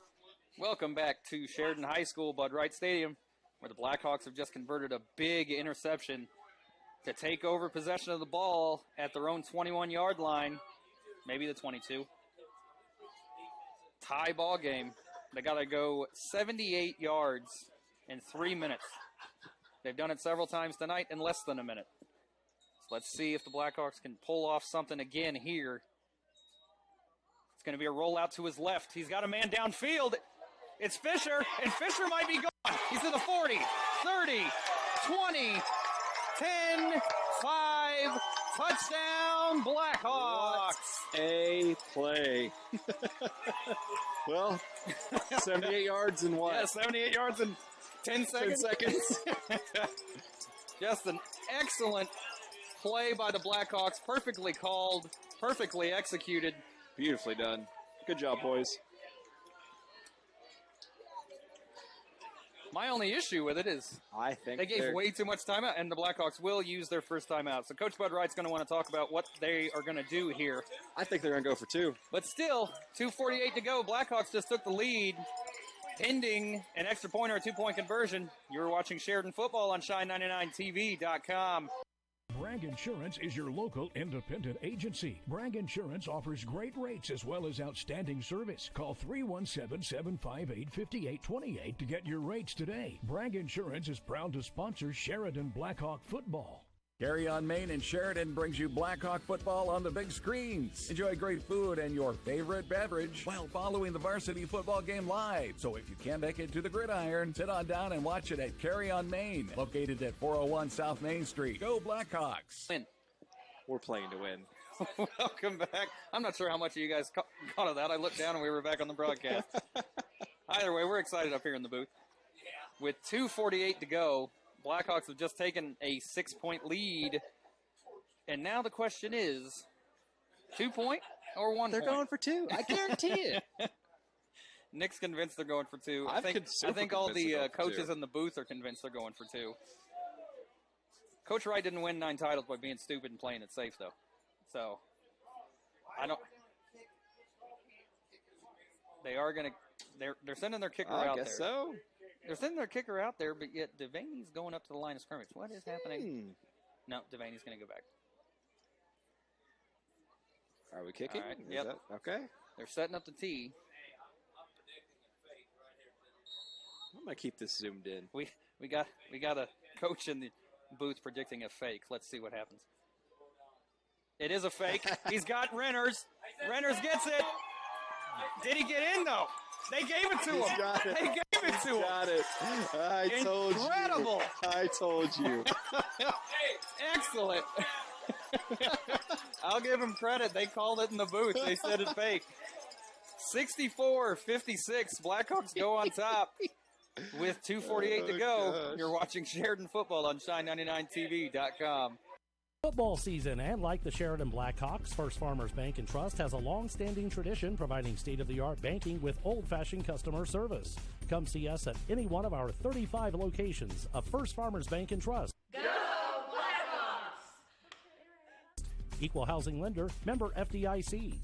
Adair's Flower Shop in Sheridan. Your answer when it's time to say it with flowers. Adair's is perfect for fresh flowers, candy and balloon bouquets, and more. Visit Adair's or pick up a phone and say it with flowers. Same-day delivery everywhere. Free delivery in Sheridan. Adair's in Sheridan, your full-service florist. 15 years together.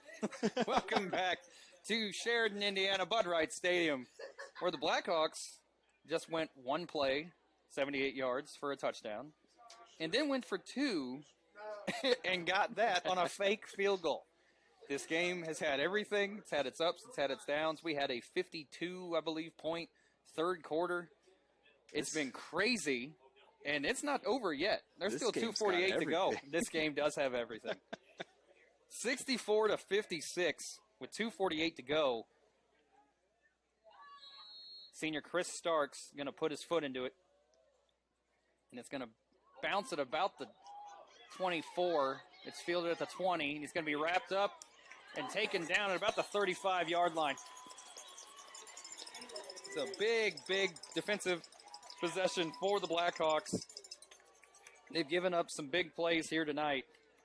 Now is not the time to let up another one. Now it's time to put up a good stand again here. But that two-point conversion got him some playing room. Breathing room, yeah. So it'll bring up 1st and 10, ball at the 35. If it comes down to it, let's hope it doesn't. But that 2 points may pay That off 2 here. points could be the difference, yeah. Which is why it's... Look, I was on the side of if you want to go for two, go for two. I was not on the side of let's do a fake field goal. I like it. But if you're going to do it, put some style on it. Yeah. Richardson comes out in the shotgun again. I don't think he's gone under center once tonight. I don't think so. He's looking to his right. He's got a man going across the middle. He makes the catch. He's going to go down at about the 46, I think. I think that's where they're going to mark him down. About the 46-yard line. They're going to rush to the line. They're going hurry. No huddle. Well, somebody called timeout, and the Blackhawks called timeout. So say they may be going 2-minute drill.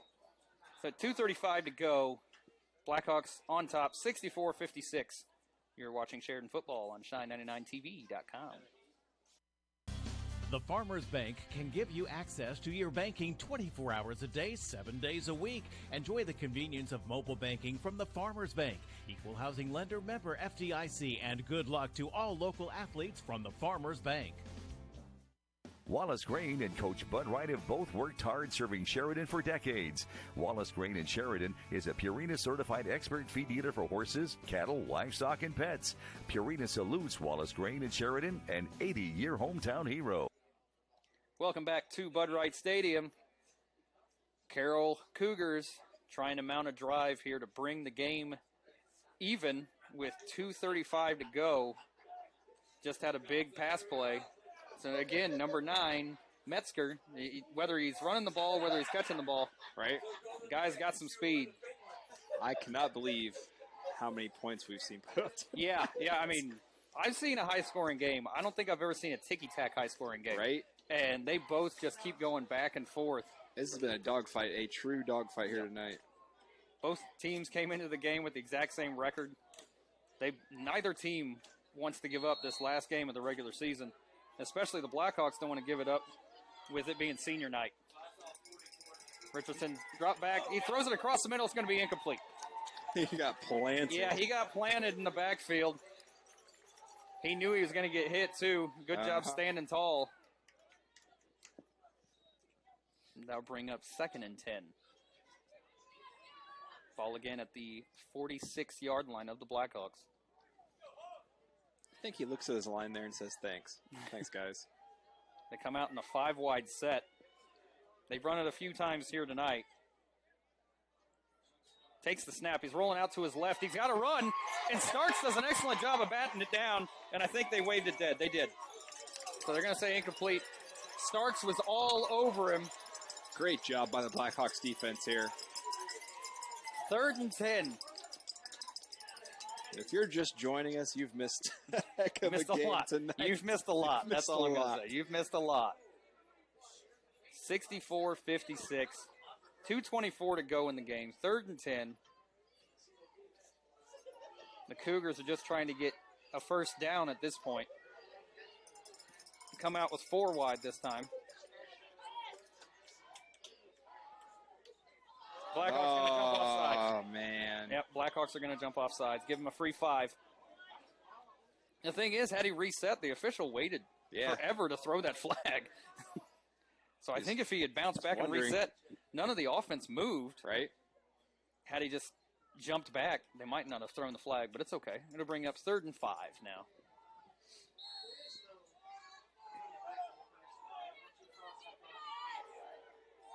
Richardson awaits the snap.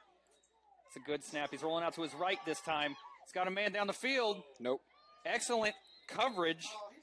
It's going to call it a catch? They said it was a catch. Really? Okay. So it was a catch down at the 30. All right.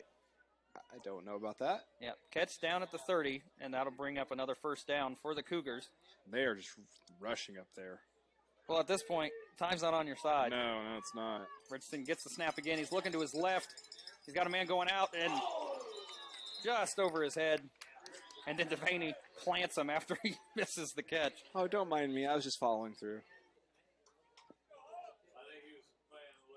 So that'll bring up 2nd and 10. Yeah, if he would have caught that. He was going to get blown up either way. Yeah, he was going to get lit up either way. Devaney had decided he was just going to kill him. Metaphorically, of course. No, Daniel, literally. No, see, don't do that. I'll get in trouble for that. Again, Richardson takes the snap. It's going to be a give, and it's not going to go anywhere. It's not going anywhere. That was not a good decision. Bourdon was in the backfield instantly. They were already blitzing there. Loss of 3 on the play. It'll bring up 3rd and 13 with under a minute 50 to go in this game. Cougars are going to have to figure out something here. I suspect a big pass play. It's going to be a huge pass here, obviously. Big pass play coming up here. Oh, we know they can't run it right now. Another 4 wide. Looking to his left. He's got a screen pass out there, and he's just going to go down immediately. So that'll bring up 4th down. Oh, now he signals incomplete. Okay. So about 10 seconds after everyone thought the play was still good, they finally signaled incomplete. Figured out.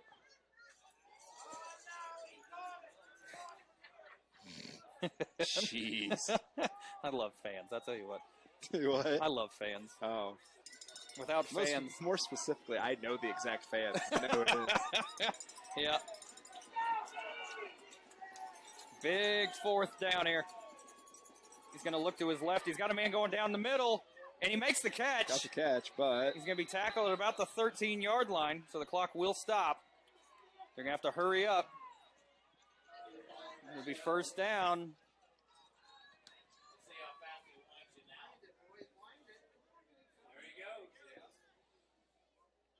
And the clock is winding now.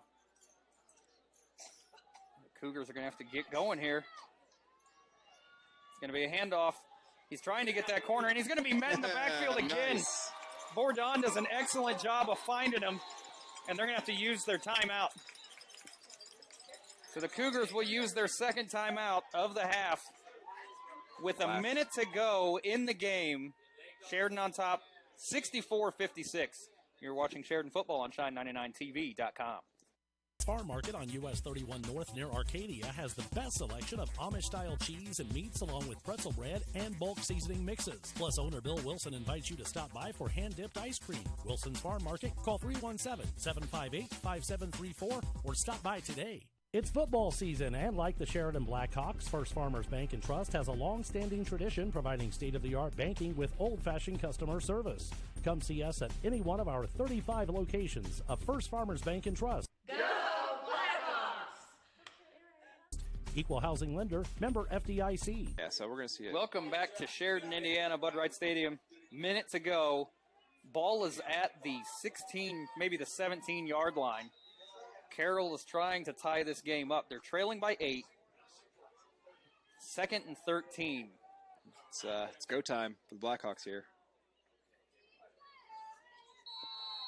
Let's see what happens. Carroll has one more timeout.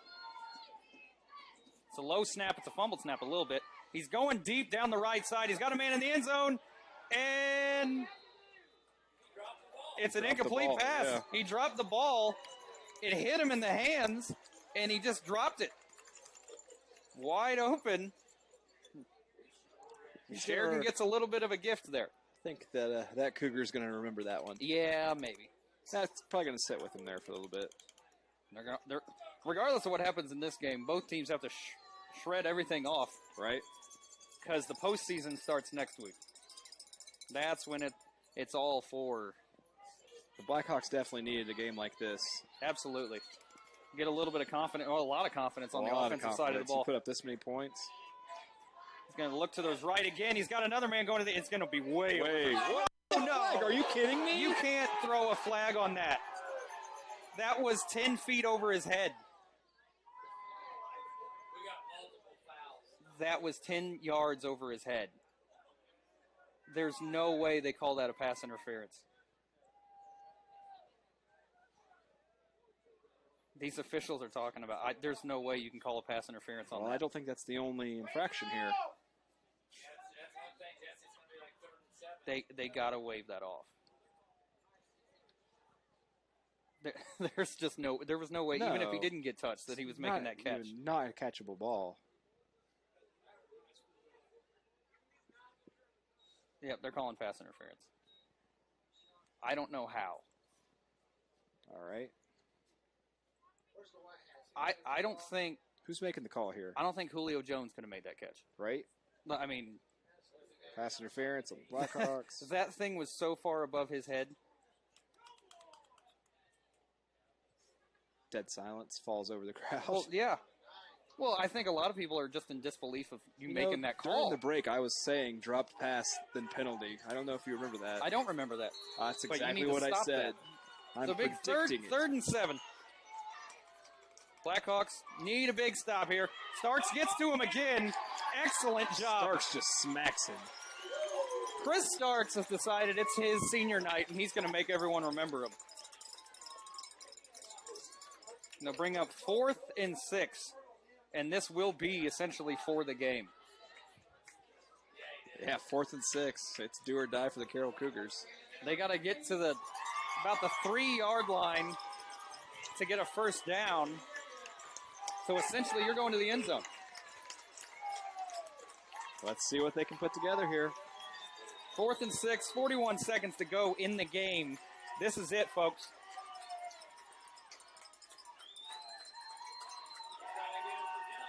I think they jumped, and they did. Moved. They jumped. It's them. False start. It has to be false start. There's a false start. It is.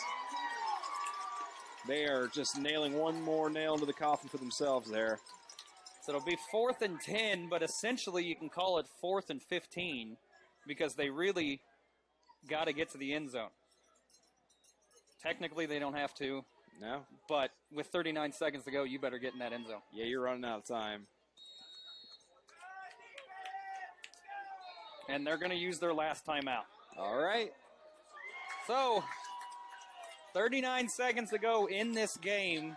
Sheridan on top, 64-56, with Carroll knocking on the door.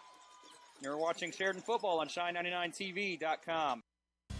The Farmers Bank can give you access to your banking 24 hours a day, 7 days a week. Enjoy the convenience of mobile banking from the Farmers Bank. Equal housing lender, member FDIC, and good luck to all local athletes from the Farmers Bank. Wallace Grain and Coach Bud Wright have both worked hard serving Sheridan for decades. Wallace Grain and Sheridan is a Purina certified expert feed dealer for horses, cattle, livestock, and pets. Purina salutes Wallace Grain and Sheridan, an 80-year hometown hero. Welcome back to Sheridan, Indiana, Bud Wright Stadium. 39 seconds to go in this game. Carroll's at the 15-yard line. They got to get to about the 4. They got to get about to the 4 to get a first down. But with 39 seconds to go, you got to get in the end zone. Well, here it is. It's fourth down. Fourth down again.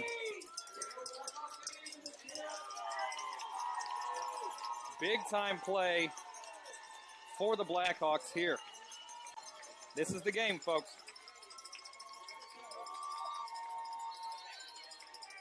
Richardson in the shotgun. Takes a snap. He's looking left. He's get hit while he throws it. And it lands there. No one there in the end zone. He was planted as well. The Blackhawks will be able to get out of here with a win on senior night. I say that.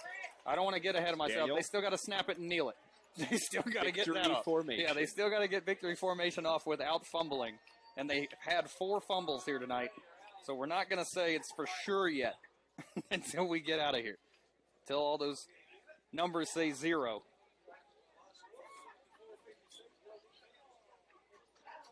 Be 1st and 10 at the 14. Blackhawks likely will come out in victory formation. They do.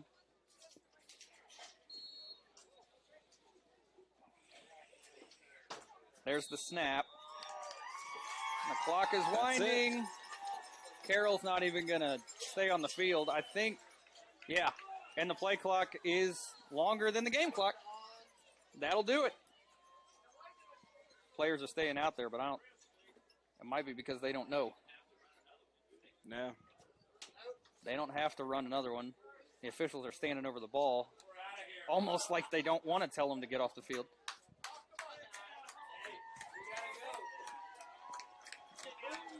The players are shaking. 6-5. The Blackhawks will get out of here with a win. Good job, boys. Good win. 64-56.